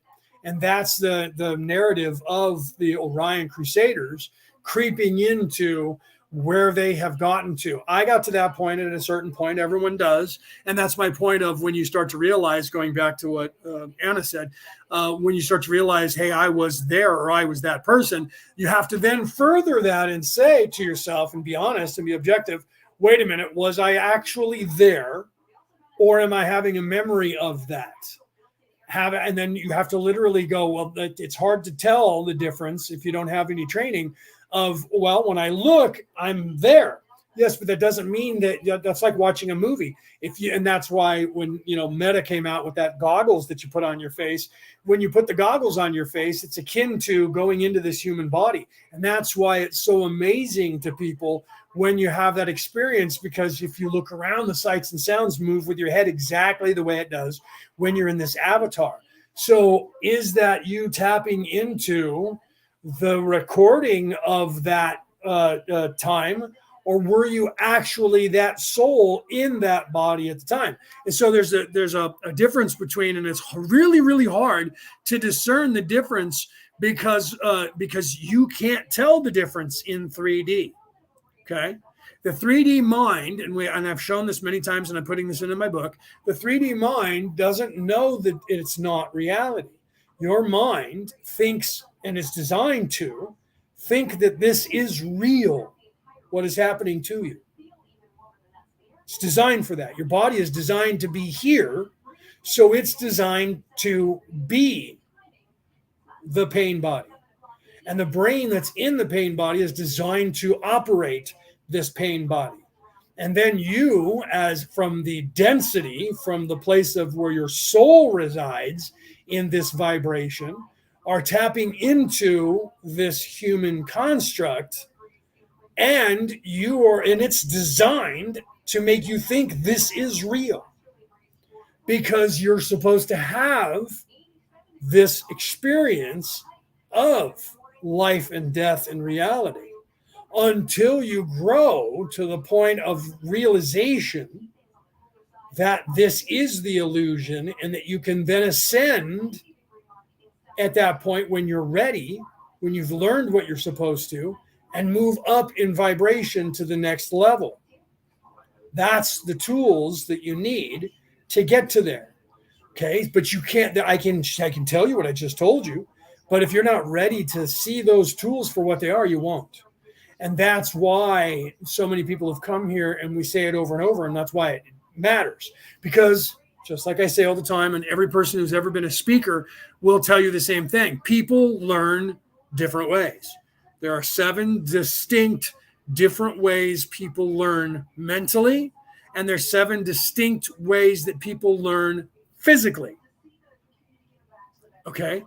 And that's not necessarily 14 distinct ways that people learn when you add them together, because when you're dealing with someone, you're not just dealing with the physical body, you're dealing with the mind. But the mind can be told to do a thing over and over and over and over again without the body actually doing it, and learn just as much as the physical body doing it over and over and over and over. So when you do both, you learn more, and you learn it faster. That's why basic training works in militaries. That's why basic training works in schooling. And that's giving you physical problems to work on as well as mental problems at the exact same time, and then giving you different ways. They give you a word problem where the teacher tells you, then they give you a word problem where the teacher writes it on a board. Then you have a problem in front of you, which is a mathematical, which is a different language problem, and you have to solve that with your mind and your hands physically. And then you have a word problem, which is whatever language that you're speaking in that school. We'll use English as a reference here, common as a reference here now, and you would literally read those words, and that is a word problem, and they tell you that. They're doing that on purpose because they're teaching you the same thing in parables. Okay? And that way they're covering all the different ways that people learn, by showing, by doing, by reading, by example, all of the different ways that if you ever take a leadership or management course at a college or a business, they'll teach you and tell you why you're learning it. That is how we humans learn. I was going to be a psychiatrist or psychologist at one point. I was going to be a profiler for the FBI at one point. Okay. I never did these things and got, a piece of paper with somebody's signature on it. So I didn't go to work for the FBI, because at the time, I was working for the Irish government, and I had tattoos. Now everybody has tattoos, so they don't say you can't have tattoos, but they didn't like that back in the late 80s, right? Mid to late 80s in the United States. So I was going to be a profiler and go after serial killers. So I studied all of that for years. And I also studied the habits of humans. I was already learning that anyways. I had a hand up because my father was teaching me that. So literally, I've learned that. And I know that all of you learn different ways. I know that I do.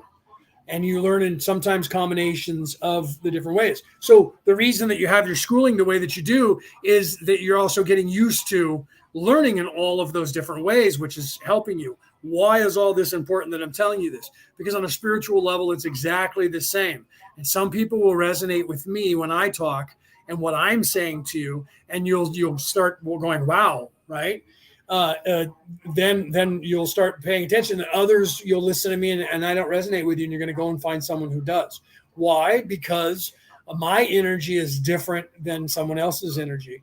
It's not as often that people in a spiritual sense follow a man as much as you would think.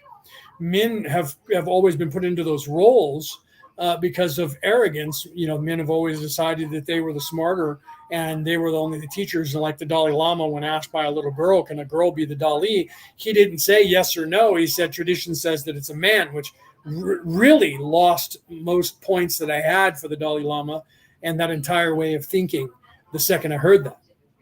When he said that, I watched him say it live. I went, well, time for me to change the channel.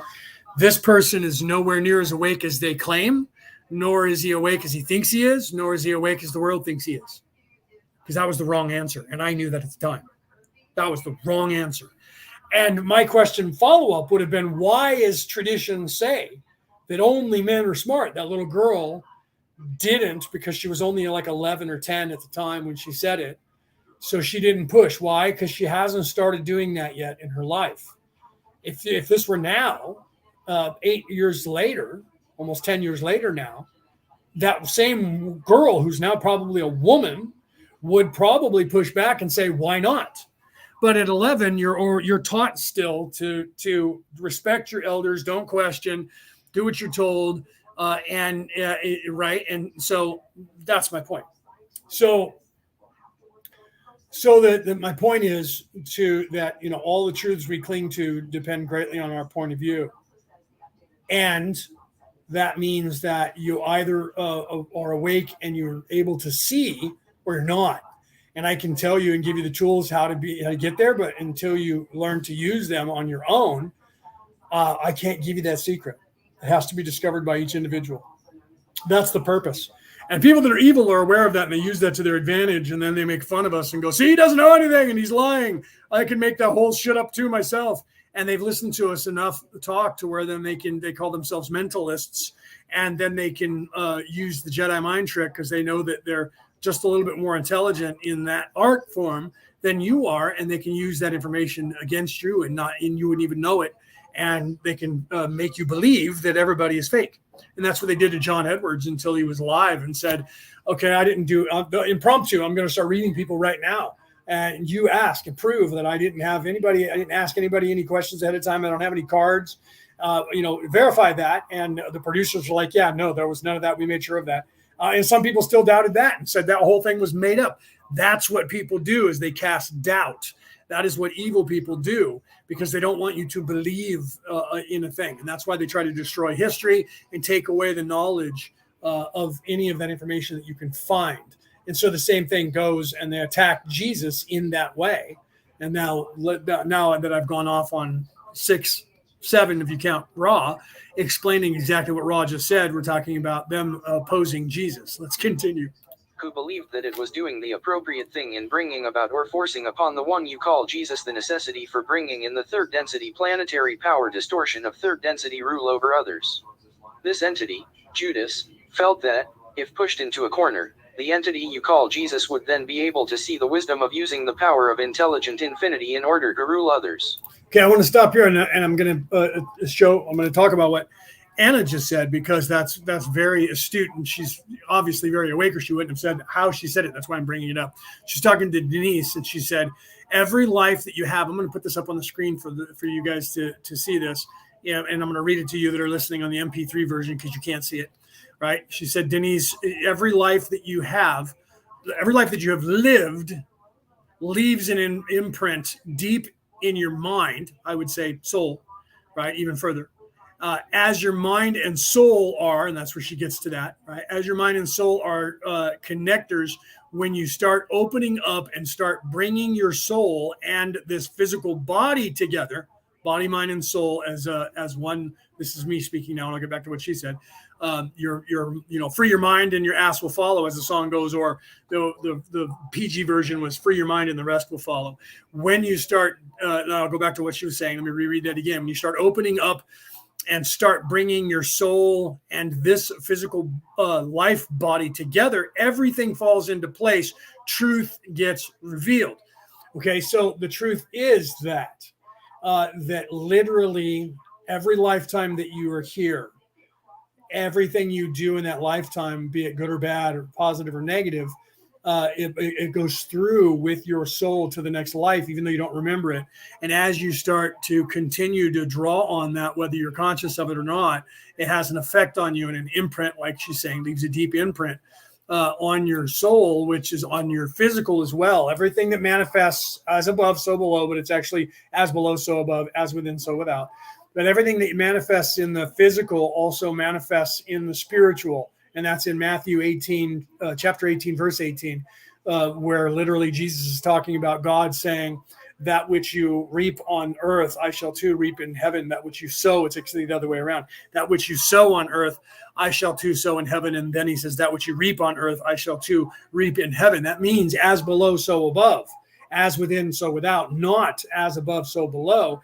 The corruption of that saying was as above, so below, to set up the caste system, to have you believe that somebody is above you, that God is above you, and you can only do what God says, that God creates it, and then you follow in suit. But God said, as below, so above. What you sow on the earth, I shall too sow in heaven. That is and Jesus said that, and that was in Matthew chapter 18, verse 18. Okay. And literally, that is showing you the empowerment of what you have, right?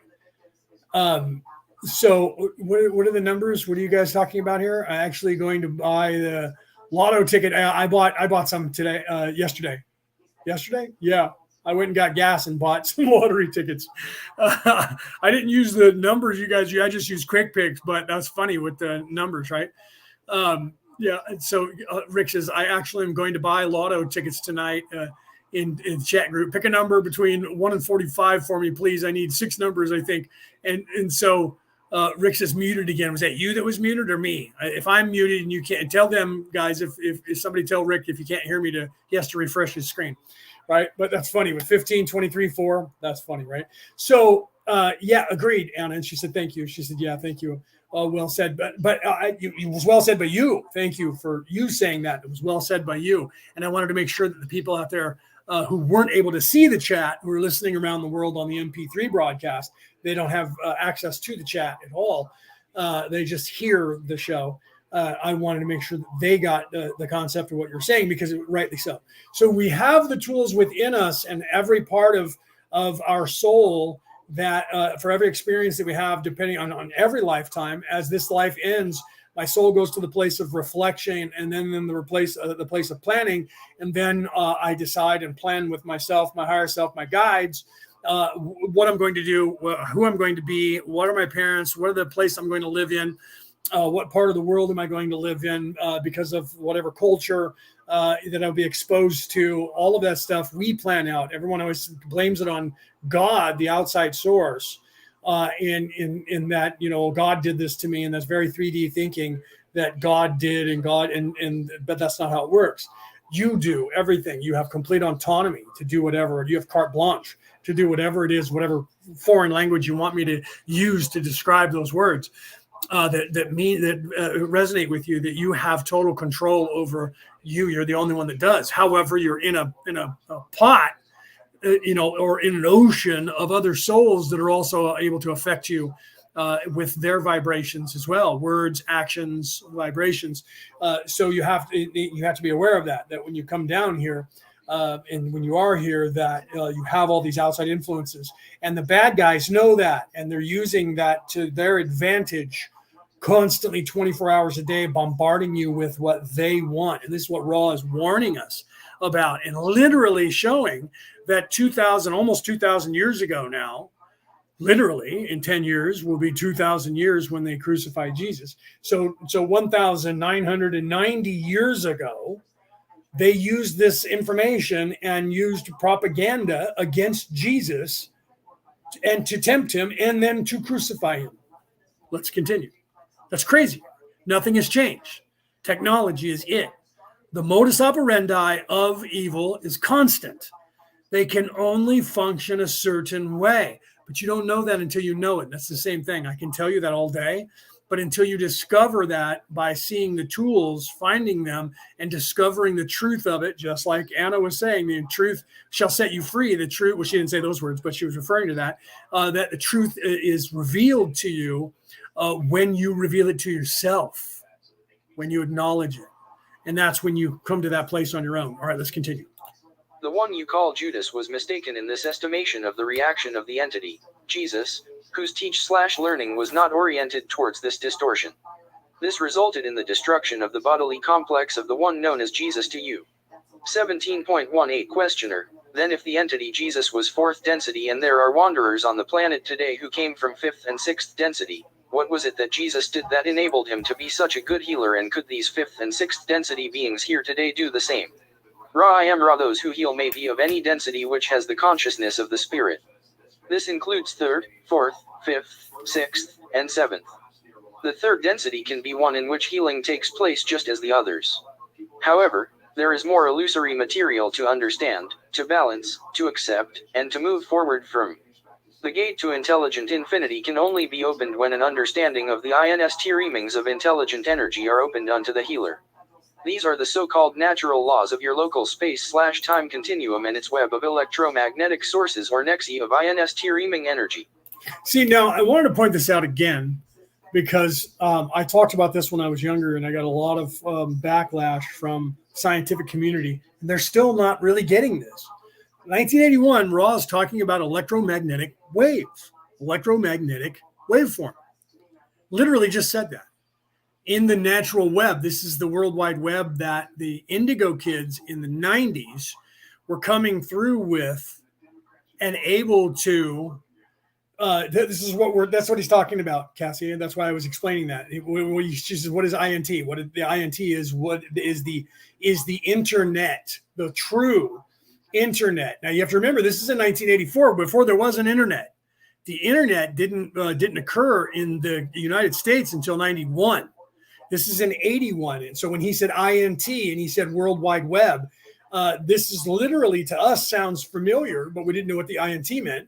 The INT is literally the internet, the neural network, interneurotransmission, INT, neurotransmission of electromagnetic waveform.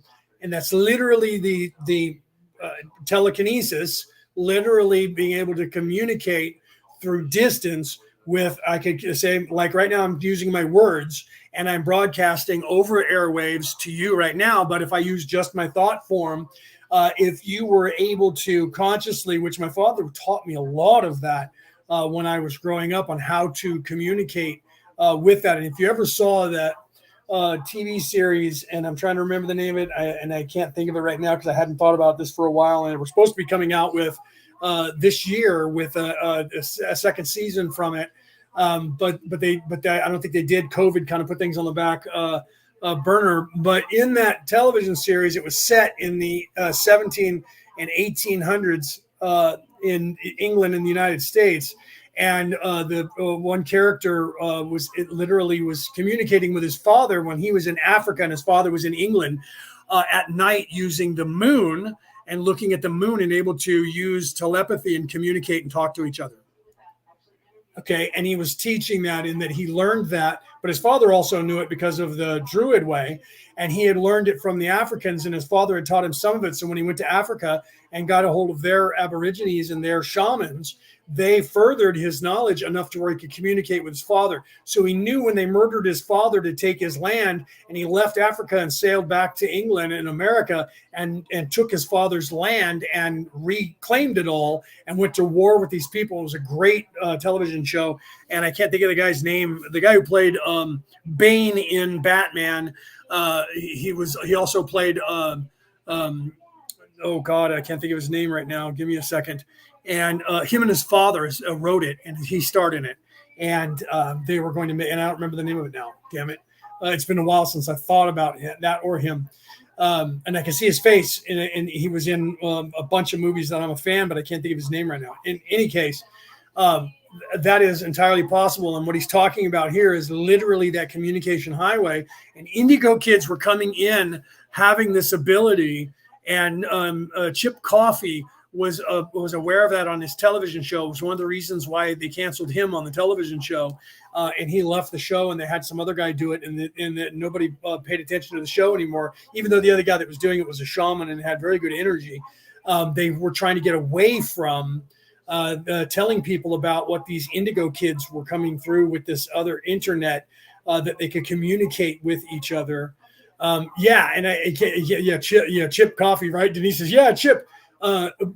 So literally he was on to that then in the 90s when he was doing his show and into the 2000s when he had the kids and he was testing the kids for ESP and showing their parents that the kids weren't crazy. They are actually clairvoyant in many different ways. And literally what happened was, and this is a true fact, what happened was all the kids that were born shortly thereafter were actually inoculated and given autism to close their third eye for an entire generation. And around this planet on Earth, proven, my brother, his youngest son is autistic because of the shots that they gave him in the hospital when he was like 3 months old. And literally around the world, the amount of autism went from one child per 8 million children born around the world, autistic, to 1 in 8. Until people started saying it's the shots they're giving. And when they started figuring that out and the class action lawsuits happened, that all stopped. But an entire generation of children they tried to close their third eye with drugs, and it did work on some of them, but all it did was open it up even further, so they had to stop. Okay. And that has spawned a generation of people that are far smarter and far more spiritual in that generation of children between the age of right now currently 21, 20, maybe 19, and 27 to 30. Okay. So if you're of that age, you're of the age where you got inoculated to close your third eye. And that's why they you hear stories about fluoride in water. If you live in the UK, you don't have any, right? But here in America, it's in all the water. Fluoride in your toothpaste, you should look into that. That actually solidifies and closes your third eye. Okay, and I know that sounds crazy. There's a lot of stuff that they do that they know about, and that I've been told about from people I thought was crazy, and it's true. It turns out that they're doing this. So this INT was this internet before there was this physical internet that we're using currently to communicate, and there was the population of the Earth was starting to be able to tap into that. And some of us are still doing that and able to either communicate. That's how I communicate with the Alliance and the SSP Alliance and the coalitions, literally using ESP. You're literally using that. And I'm sure that most of you out there that are away, most of the people that I see that are in this audience right now, I know that you know about it. Okay. And that you're able to communicate in a way through meditation and literally leave your body while you're still in your body and literally be in a different place communicating with people. That is that internet that he's referring to by just saying INT waveform of electromagnetic INT. And I'm going to rewind it so we can hear him say it once again. Okay. So I backed it up. Let me play this. And seventh, the third density can be one in which healing takes place just as the others. However, there is more illusory material to understand, to balance, to accept, and to move forward from. The gate to intelligent infinity can only be opened when an understanding of the INST reamings of intelligent energy are opened unto the healer. These are the so-called natural laws of your local space / And he was saying INST, okay? And so that's what he was saying there, INST. I should have brought the transcript. And that literally is the natural using electromagnetic wave form. That is how our brain functions on the higher levels when you get into the beta and gamma waves, or delta, beta, gamma. Okay. Or beta to delta gamma. When you get into the gamma of vibration that you get to by meditating, that's literally when you're leaving the physical body and you're above the reach of the ego and the thinking mind. You're now the soul, and the communication of the soul is instantaneous. And they started getting onto that with Einstein's quantum weirdness and quantum mechanics of that fuzzy crazy thing that scared everybody about distance and particles being completely, no matter where they are in the universe, connected to another particle.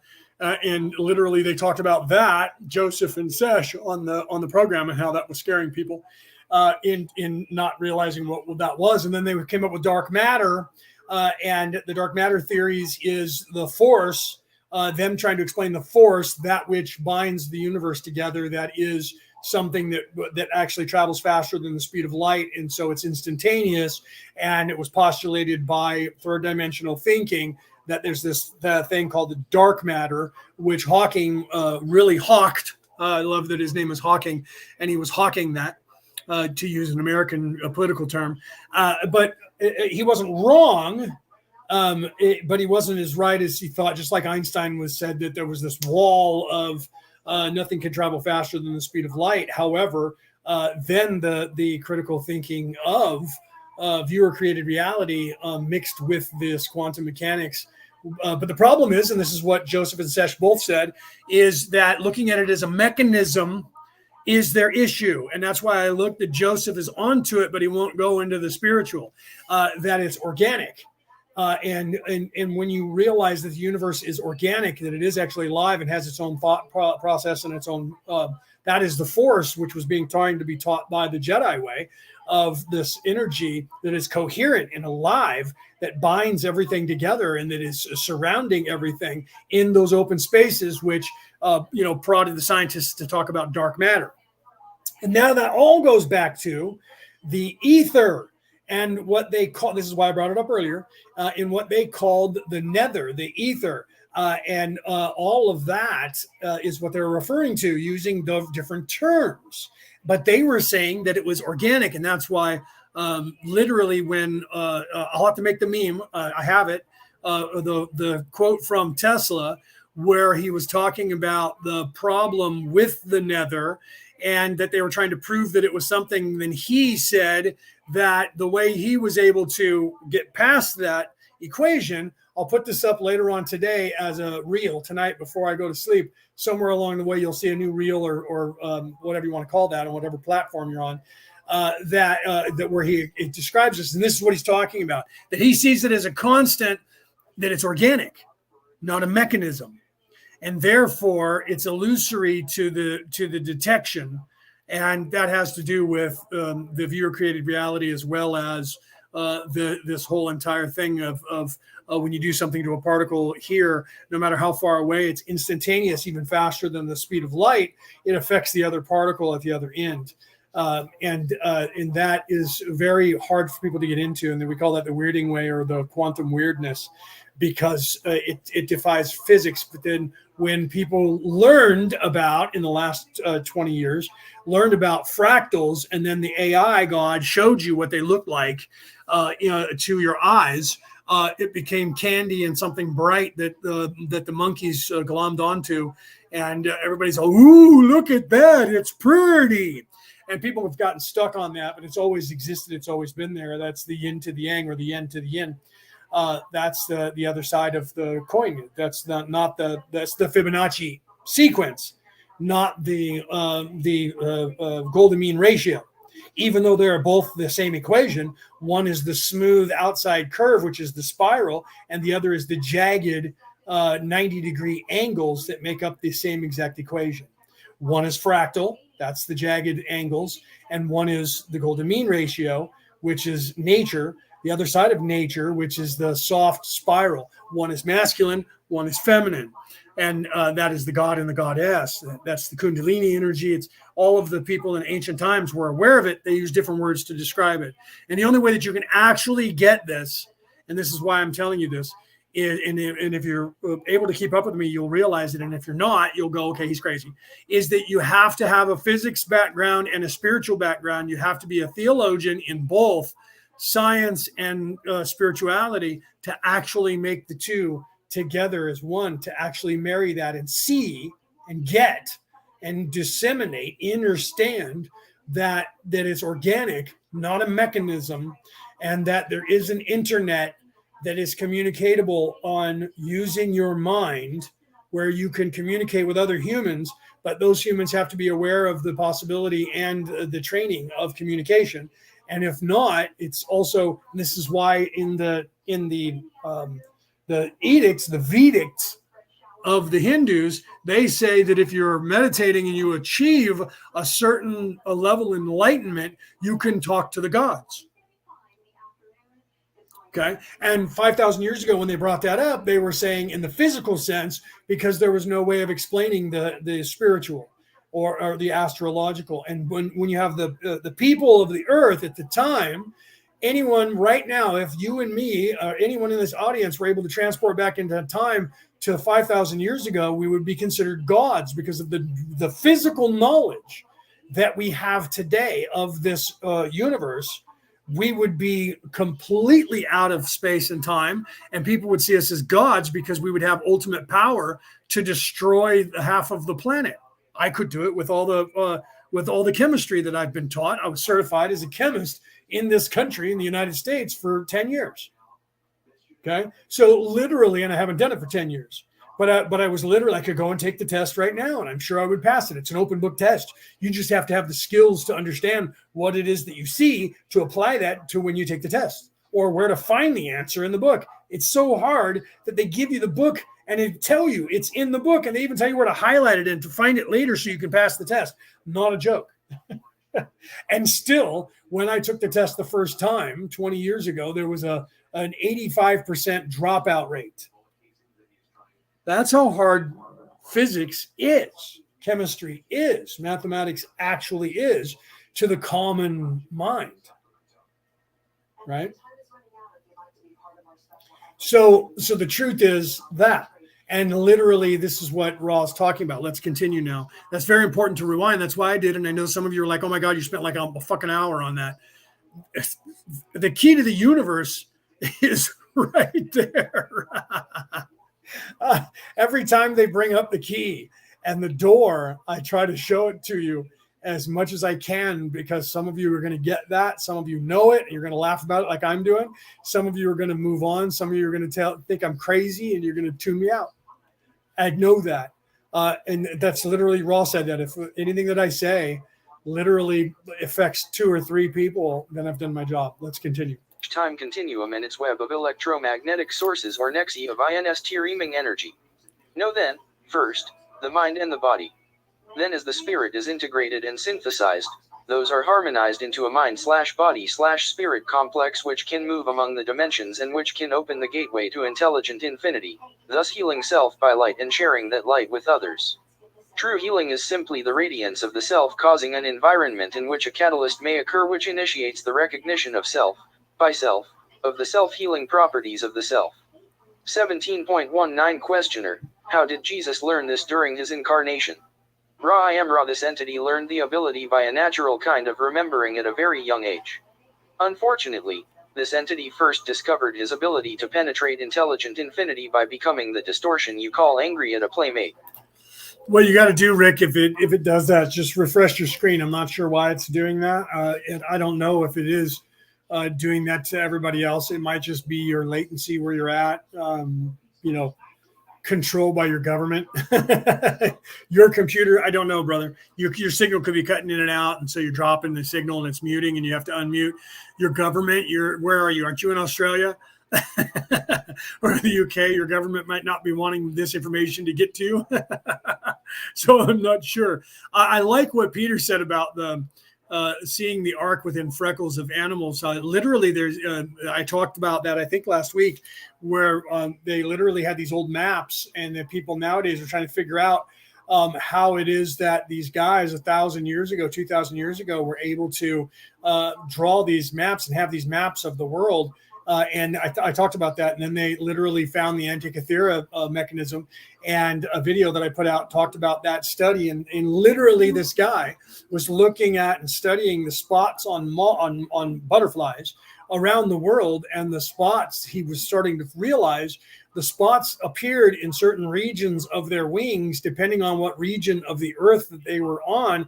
And he wondered if that had anything to do with where they were and how that correlated to the energy of the earth, or did it in some way map out where they were, because you could tell where a butterfly was from and where it was, what region of the world that it was in, by where the spots were. And that people studying butterflies realized that. And then because of that, he was able to notice that they had these circles, these points around the world that it seemed like they were using as triangulation points. When I looked at the map, it was very obvious to me that that's what that was. And I thought to myself, wow, I've known this my entire life. By looking at a map, I've realized that that's what those were, and thought that was normal. And that everybody realized that the correlation between those points on the map, the very first time I saw a map, it made sense to me. And I was like, those are points, waypoints, where somebody went to and said, this is zero point. And from here, we triangulated out from this place to all these islands. And then on 500 miles away, there's another point that did the same thing. And another, 1,000 miles over here. And there was places all over the earth and all these maps where those were at. And I assumed that was common knowledge and that everybody in the world knew about it. And somebody just made a video where they just discovered this like last year.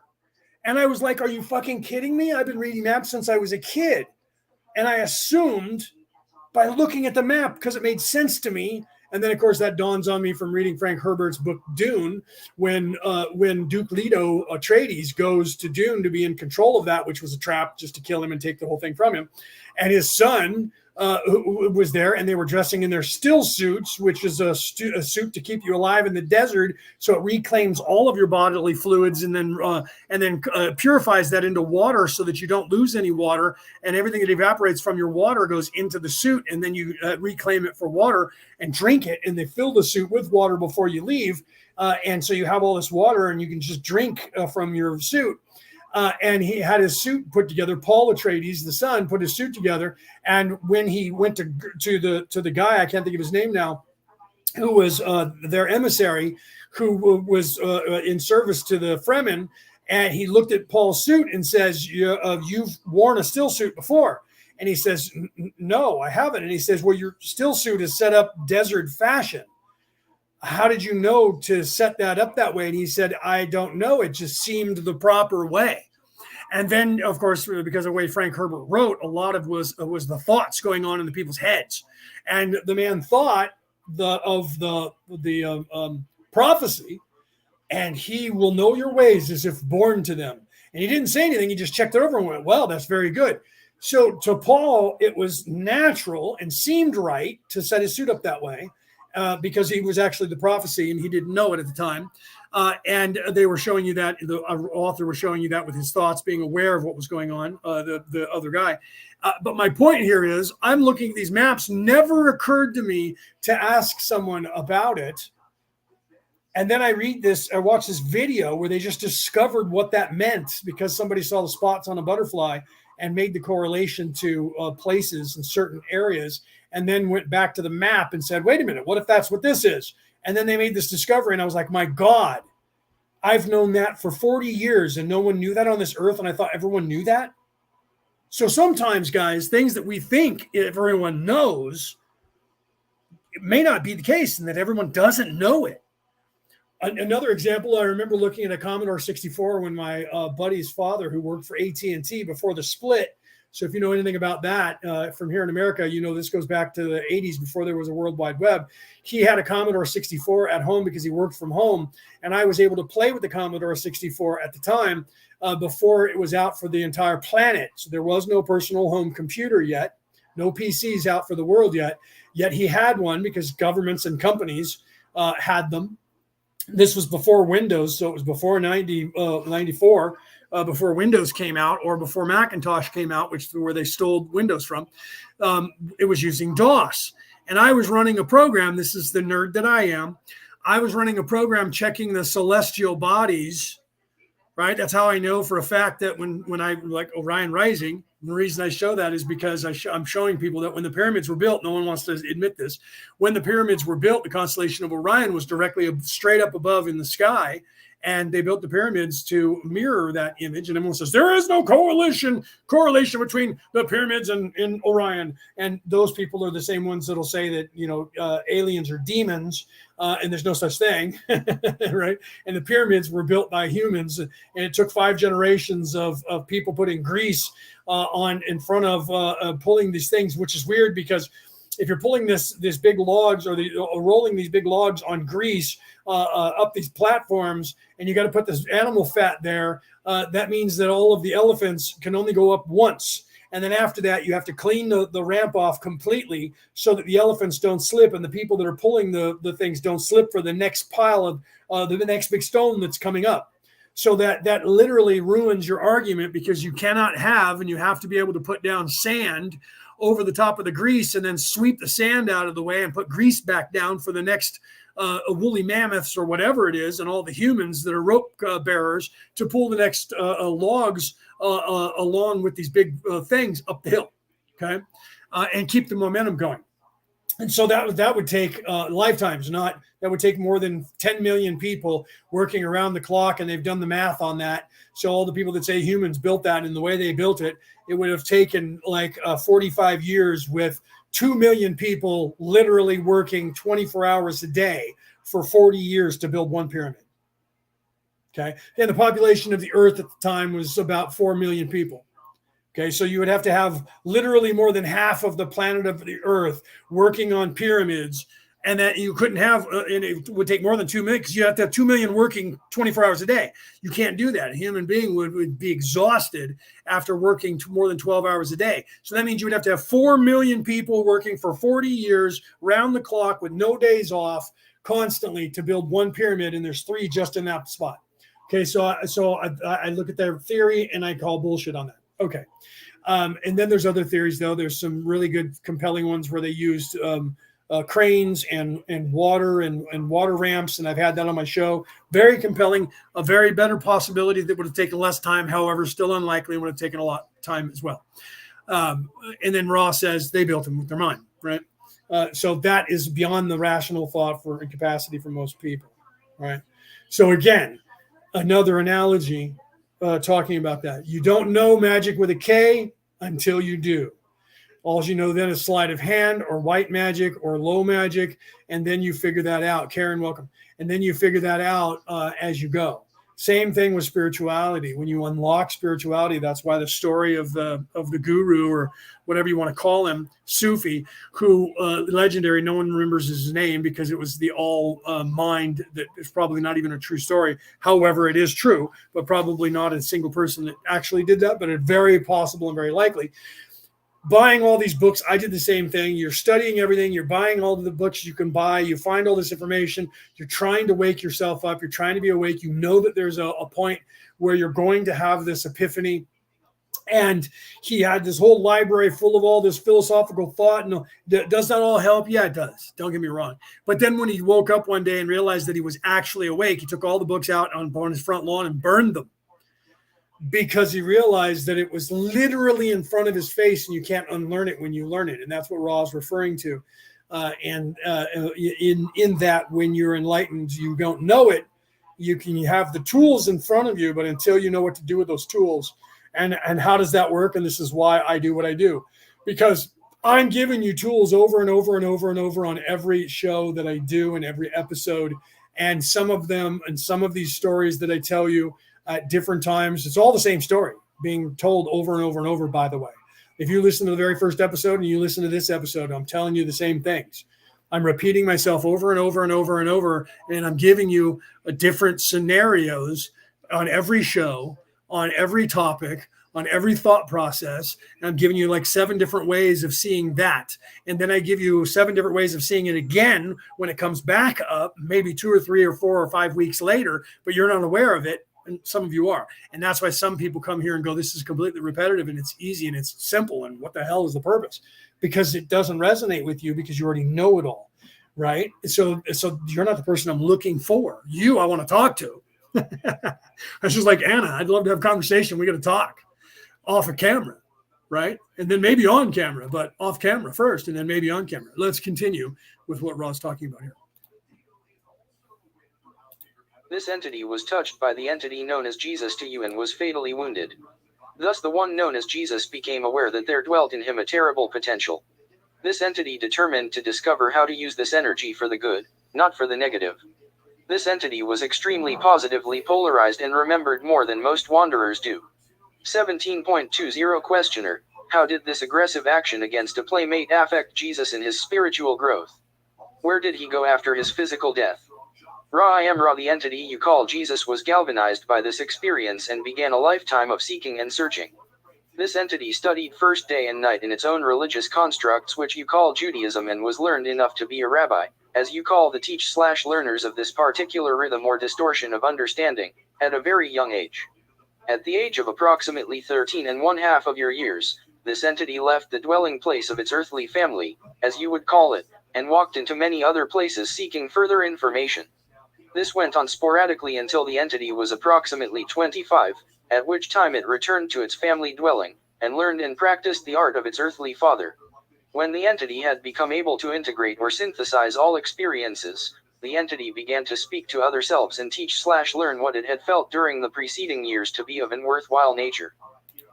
Now, Peter's being cryptic again. If you have the eyes to see, you can figure out that mathematical language that he's giving you there, the equations that he's giving there. He's giving you some serious information, right? I can put it up on the board here on the screen for you, and I can read it to you, but if you don't understand it, you're not going to get it. It's going to sound crazy to you, right? 0, 1 times pi, 1 or 0, 1, again, triangle, circle with triangle at are the fact A, circle or triangle, sorry, or is in O pi O1 dot, right? 2 divided by 99 times 59. That's like saying 0, 1, 1, 0, 0, 0, 1, 0, 1, 1, 0. I think I said that right. Karen, welcome. Karen said, I just stopped in. I know that there are stargates, right? Now let's go down that crazy angle, right? Not saying that it's crazy. I'm just saying that off the topic onto that. If you put their coordinates together, right? And see, because there's where Peter's talking about. And Karen's kind of answering that. It forms a star map. I believe that the different gates are guarded. Yes, La Guardia. That's Spanish, Castilian. The guards, La Guardia. I actually have an air base called LaGuardia. That means the guards. But yes, right? Okay, let's continue. The entity was absolved karmically of the destruction of another self when it was in its last portion of lifetime and spoke upon what you would call a cross, saying, Father, forgive them for they know not what they do. In forgiveness lies the stoppage of the wheel of action, or what you call karma. 17. Okay, so I wanted to go there, and I think we're going to stop there because I got to get off here and start cooking dinner. But I love where you guys are going, Karen. You answering Peter in his equation, the Stargate system, and yes, they are guarded, and that's what they're referring to, guys. There is portals here on the planet, as well as spatial time portals that have to do with the ability to travel from one dimension to the other in one place from this universe to another place in the universe, which Frank Herbert put in his book of the Dune Saga, which was esoteric and in its version in there, but discussing the exact same thing and moving and bending space, spatial time warps, Einstein-Rosen bridge, for those of you who have that background, warp, wormholes, that sort of thing, and being able to move without moving, and they brought that up in Star Trek, the movies on television when what's his name did it, when Chris Pine played Captain Kirk, and literally Scotty was going to try and beam somebody during warp, and then he was told by the future Spock, who came back in time, he gave him an equation, and he said, it never dawned on me to think that it's space that's moving. Right. And if you play any video game these days, and you know anything about the engines that run them, when you're playing a first person character, your character is not actually moving. The painting of the universe is moving around that character, and your character is standing still and making the motion of running, and all of the landscape is what's actually moving. That's the way it's designed into the program, that your perspective is the constant, and everything moves non-linearly by your movements, and that's the same thing that happens to us. Only in this physical place, it's beyond that in a fourth dimensional ideology, and it's completely different, but the same, right? The one that Chris Pine did, the first one that Chris Pine played, Kirk, I think it was that one, was where Spock came from the future, and so there was two Spocks. Spock ran into himself. One where Leonard Nimoy played Spock, and the new guy played Spock, and they ran into each other, and they were actually able to meet. Kirk goes and sees Spock and finds him when Spock throws him off the ship on the ice planet, and he goes into a cave, and then the other Spock shows up.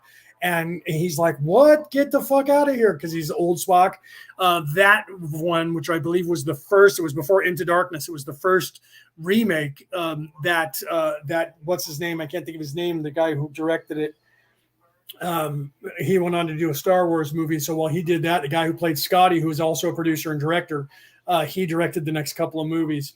And in that one version, they talk about it where they're trying to they're in warp, and they're trying to beam somebody from one ship to another, or themselves onto a ship that's in warp. And a futuristic Spock tells the past Scotty, gives him the equation, just like Scotty does when he goes back in time to Earth in the old series, when he comes to San Francisco, and he gives the guy the formula for transparent aluminum, because they need to transport the whale back into the future to save the Earth. And he gives them the program, and the guy says, is this worth something to you? And he's like, what? And Bones says to him, wait a minute, you're giving him the secrets. He says, how do we know this guy didn't invent the thing? Same thing. Scotty was the one who invented that.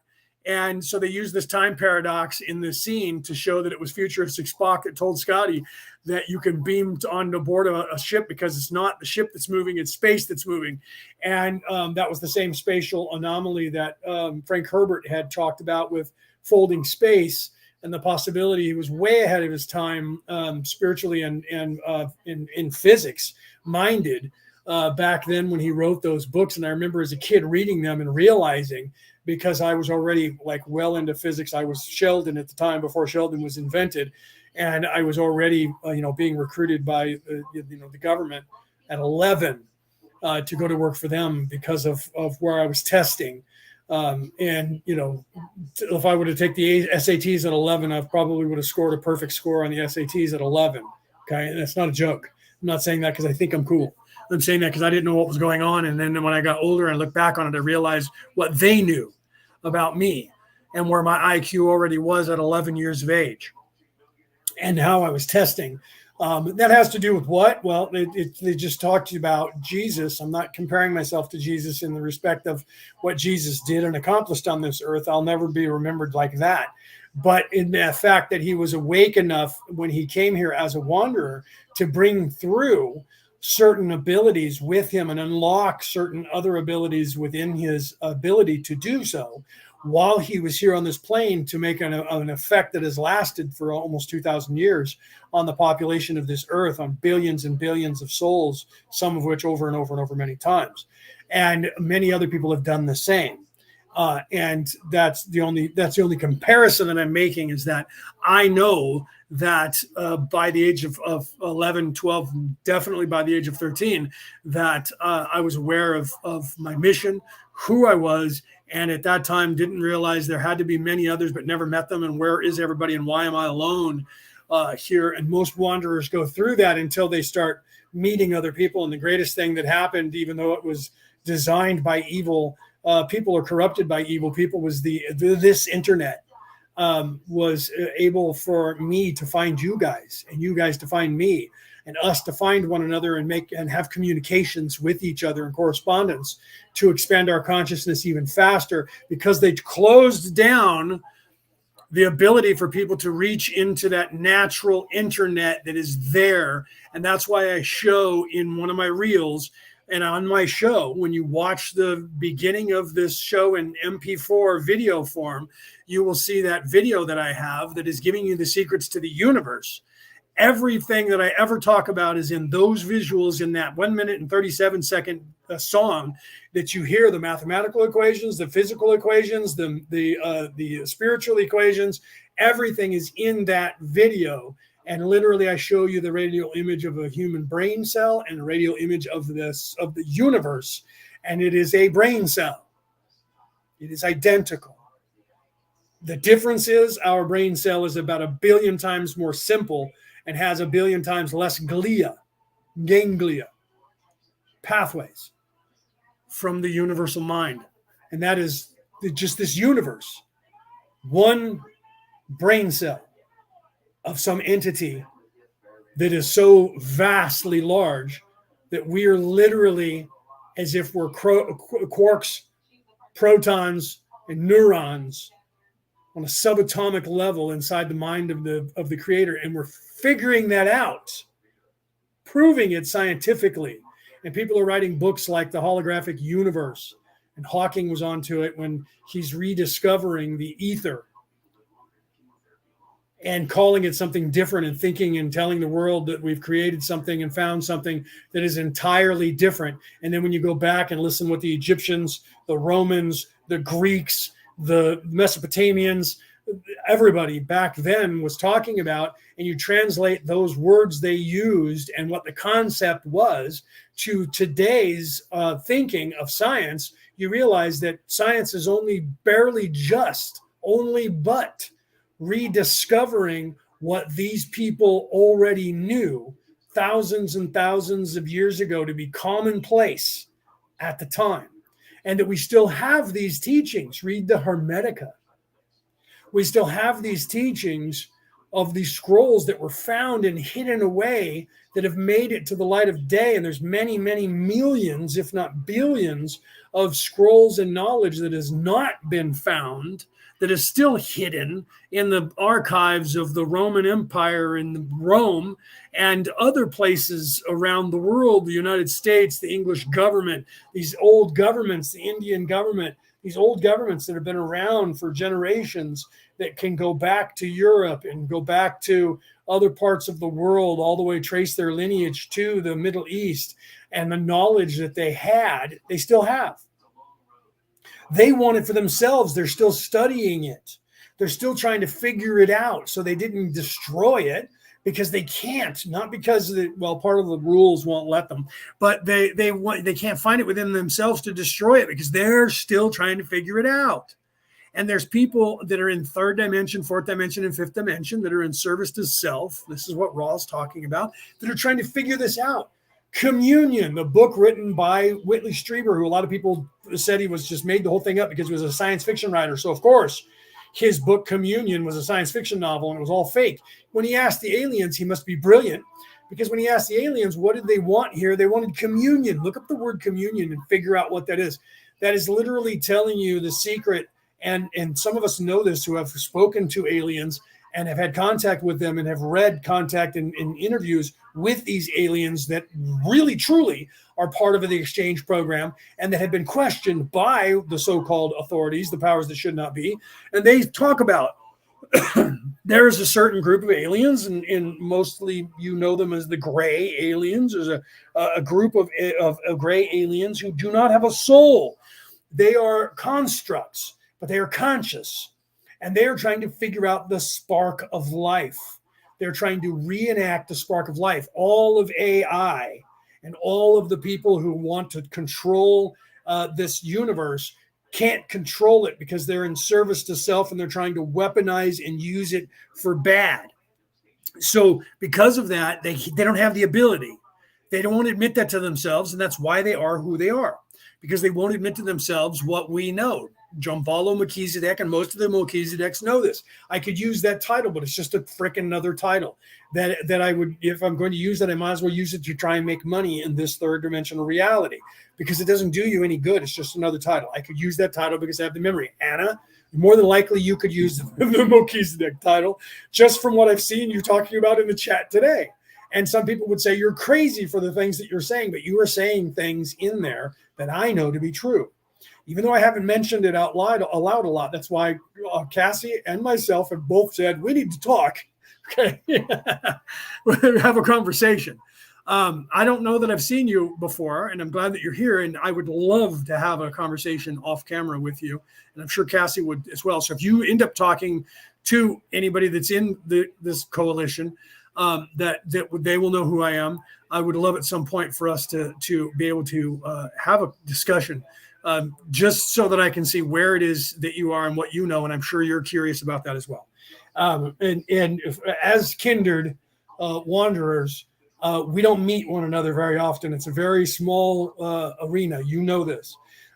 So for those of us who actually have this enlightenment, it's enlightening to have an adult conversation. And I'm sure you're aware of that.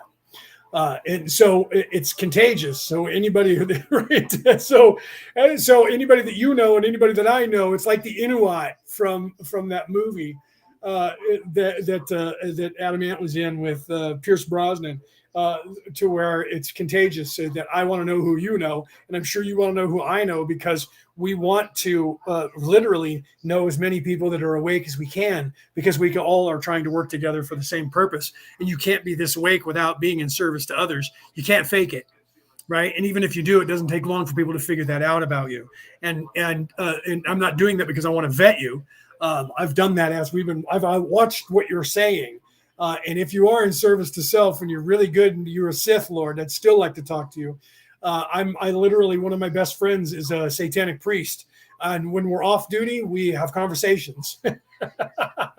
Even though we're on opposing sides in the physical reality, he's actually above that spiritually and realizes that it's necessary to have that darkness to chase people for the dark night of the soul and the entire ego and everything that it works. And so he's above that. He's actually not truly in service to self, but is.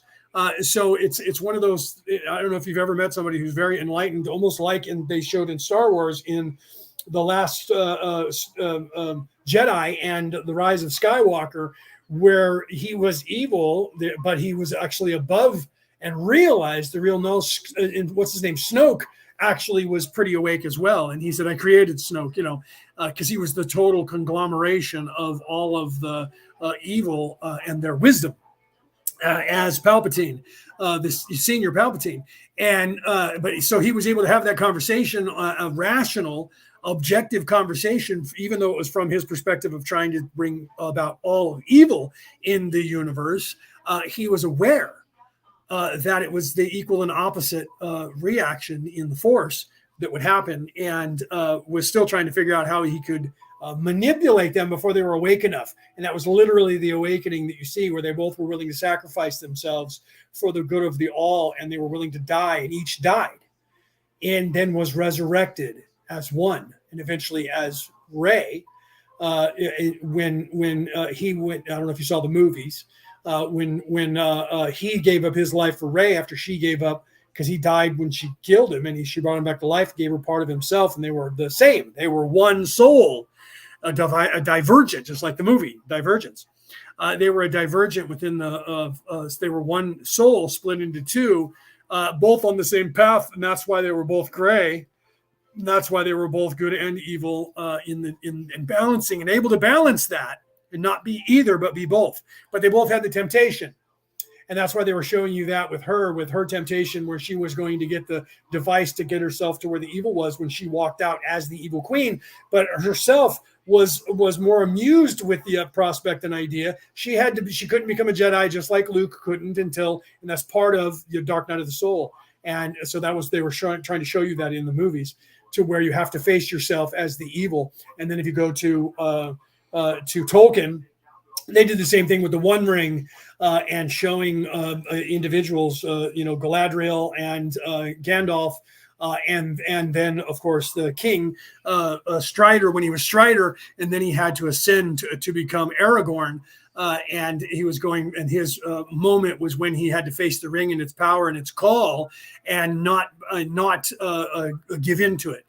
Same thing, you have to overcome that, and that was the same message that was being taught there. So yeah, Anna, we'll have to have a conversation. I'm gonna have to go though. I love you guys.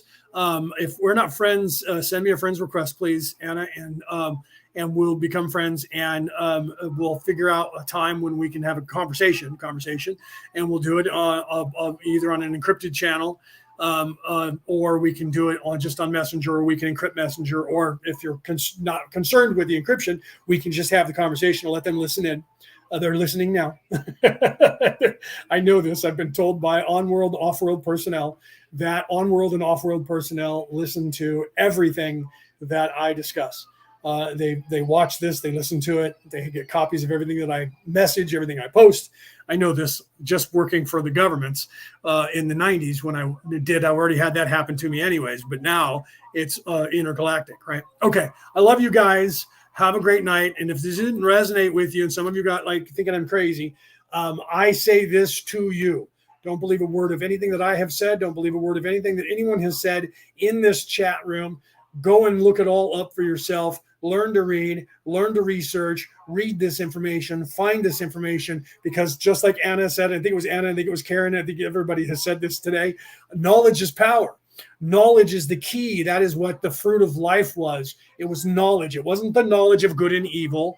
It was not that knowledge that was given or learned by eating the fruit of life. And it was designed to actually have that happen. You're supposed to eat of that fruit. That is literally, I posted out the video that talks about the Christos and the land of milk and honey and awakening your third eye, and how you can do this once a month, depending on your sun sign. When the moon cycle, there's 28 days, 13 moon cycles on the earth, even though they have you running by a solar calendar instead of the lunar calendar, everything runs still by the lunar 28 days. And what is that but 12, right? And what is it? They say it's a 12, and if you, what is it? How did they figure that math out? Where if you add 12, because 12 and 12 is not 28, right?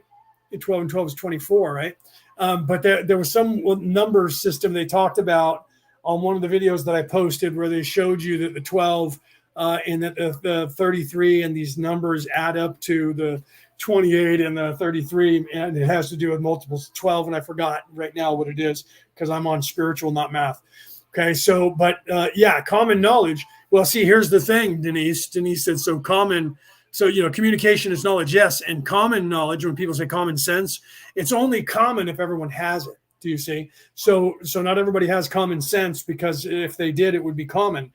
So everybody, it's only common when everyone has it. Same thing with knowledge. Knowledge is the key to the universe. The door, would be the word. And that's why Jesus said he's the door and the key, because the knowledge that Jesus was trying to teach you was trying to teach you the way. And that way that's why he said the way to heaven is through me. And that way is through the knowledge that he was trying to show you, not literally just following Jesus, but walking in his footsteps, going through the dark night of the soul, which was his death and his resurrection, and then being resurrected within yourself. And you can do that within your body once a month. The video's in the chat for the Law of One and Returning to the Old Ways group chat on Messenger. And if not, I think I have it still on my page. And if not, message me and I'll give you that video that you can watch that teaches about that, where you can find your sun sign. And I've given everybody that website as well, where you can find out whatever your astrological sign is. I'm a Virgo. I just went through this process on the 24th of last month, and that your solar sign, your astrological sign, sun sign, will literally, the moon cycle will go into your sign for 2.5 days, for 3 days, once a month, every single month of every single year on this earth. And when it does, that is when the Christos, the oils that are one electric waveform and the other magnetic waveform, will blend together to make this electromagnetic waveform. That is, one is a secretion that comes from your pituitary gland, which is a honey-like substance, and one that comes from the hippocampus, which is your third eye, which is an oil substance, and they're charged with electricity, and they merge together as they go down your spine, 33 vertebrae of your spine, which is 33 years when Jesus was crucified, to Bethlehem, the place that was called Bethlehem, which is the 5 lowest fused vertebrae in your skeletal structure. And then this is the Kundalini energy descending, and it's the descent into hell and the resurrection. And then the energy goes back up, the oil goes back up your body through your chakra points from the base root chakra, and it goes up into the brain, back to the hippocampus, where it sits for 2.5 days, for 3 days, and it's considered dead and inert. And it is being charged with electromagnetic wave energy from your body. And when those two energies and those two substances, the land of milk and honey, that has been the fabled land of milk and honey that people have been chasing for, El Dorado, the gold, the city of gold all over the earth that people have been looking for, is within you. And then that 3 days, when this happens, your sun sign is in the moon cycle. And at the end of, and in that 3 days, if you do not have any kind of sexual activity whatsoever in that 3 days, the virgin will learn the key and be led into heaven, according to the Bibles. This literally abstaining from sex in that 2.5 days. At the end of that 2.5 days, the dead Christos, which was called by the ancient Egyptians, Romans, and Greeks from 5,000 years ago, the Christos, will then explode in your hippocampus with DMT. And it literally enlightens and opens your third eye greater than it already was. And this, if you do this properly every single month of, and you find out when, because it's not the same day, because of the lunar cycle, it changes and it moves through the month. 1 month it could be on the 3rd and 4th and 5th of the month. The next moon it'll be on the 5th, 6th, and 7th, and then the 7th, 8th, 9th, and it moves through. Mine was just on the 24th, 25th, and 26th. So next month it'll be on the 27th, 28th, and 29th, or depending on whether there's 29 or 30 days or 31 days in that month. I haven't looked because we're going into July. July has 31, I think. Don't quote me, but I think it does. And then literally, if you do this each time, I was not knowing when exactly the time would be, and I wasn't even thinking about it. And I was watching television, and literally I felt this rush in the inner part of my brain, as if something went poof, and then all of a sudden I felt this vibrational shift in the uptake, and I went, wow. I literally felt that. I think the last time that happened, I was asleep because I didn't feel it. But this time I felt it happen, and I went, that literally, it just, the explosion that I thought was going to happen actually just happened to me. And I was sitting there watching television going, holy crap. And I paused everything and sat there for a moment, and I could feel this euphoric. And if you've ever done ayahuasca or DMT, you know what I'm talking about. It's not as that is a far higher dose when you take the either drink it or the peyote or you take a pill, or you drink it, or you smoke it, and you have one of those experiences that last 10 minutes. That is a super high dose. It's not that intense, but it is, you can tell. If you've ever had that experience of enlightenment that happens, like when you get a download and you have that confusion during, that you just got a download and you're trying to transmute it. Imagine that point when the feeling of having that download, but then go forward in time to having that feeling at the exact moment you realize that you actually got and actually understood the enlightenment that you got from the download that may have taken you a month, a week, or 3 days to actually transmute. Have all that happen instantaneously in 1 second, and that explosion. It's akin to if you're as an adult, when you get baptized, when you believe in the baptism and it actually happens, the experience and the euphoric experience you have as during the baptism, and what is released into your brain is the exact same thing that happens at that moment. And I had that just spontaneously happen, and I was like, the cycle. Because I was like, I wonder if it's going to happen when I'm asleep, because it has to do with when I was born, and I was born at 9:37 at night. So if that's the case, it'll be at nighttime, or maybe it starts then, and I didn't know. And so being a scientist, I was trying to figure that out, and it literally popped during the middle of the day. And I was like, holy crap, this is badass. And I was like, I need to remember this, and I forgot about it, but I wanted to tell you guys about it. So those of you who stayed, you just got to hear about that. And if you don't know what process I'm talking about, look on my page, and if you can't figure it out from there, contact me, and I'll give you the video. It has a picture of, the first thing you see is what's his name, the comedian who everybody thinks is crazy now, who was on, who was in, Ace Ventura, Pet Detective, and I can't think of his name right now because I'm spiritually out of my head, so I'm not on the movies. You guys know who I'm talking about. He talks about it in an interview. It's in the beginning of the video. Then it goes into this doctor who was talking about it and explaining the entire concept. And there was 2 different versions of the video. You can look that up on YouTube and find it. If you can't find it yourself, contact me and I'll let you watch the video. And you can look up the cycle and find out when your cycle is, depending on what sun sign you are. I'm a Virgo. I was born in September, 10th of September. And literally knowing that is the key if you want to help yourself to ascend and expand and open your third eye. That those little things that you do once a month help you to ascend faster. You can do it naturally. You do it all the time anyways. But that's the time when your body is designed to actually go through the process and it takes more than 3 days. The 3 days are when the oil's back into your head and it's sitting there building up, and literally when it explodes, the energy that it releases is quantitatively expanded by 10,000 times. Of what the energy of the oil is when it first goes back into your brain. It literally goes down, and is the Kundalini going down and then transmuting and coming back up, and then it sits charging in your brain for those 3 days. And if you don't spend the energy and you wait, then it releases that energy, and that's the land of milk and honey, and that's where literally Santa Claus comes from and going up and down the chimney, and what that whole thing was trying to tell you in that religion. And the reason they did that, and they associated it with the eating of the mushroom, is because in that part of the world, that's what they used to get the DMT up to expand the consciousness. Some people say that the only reason we humans are where we are now is because they ate poisonous plants that didn't kill us, and it expanded our consciousness.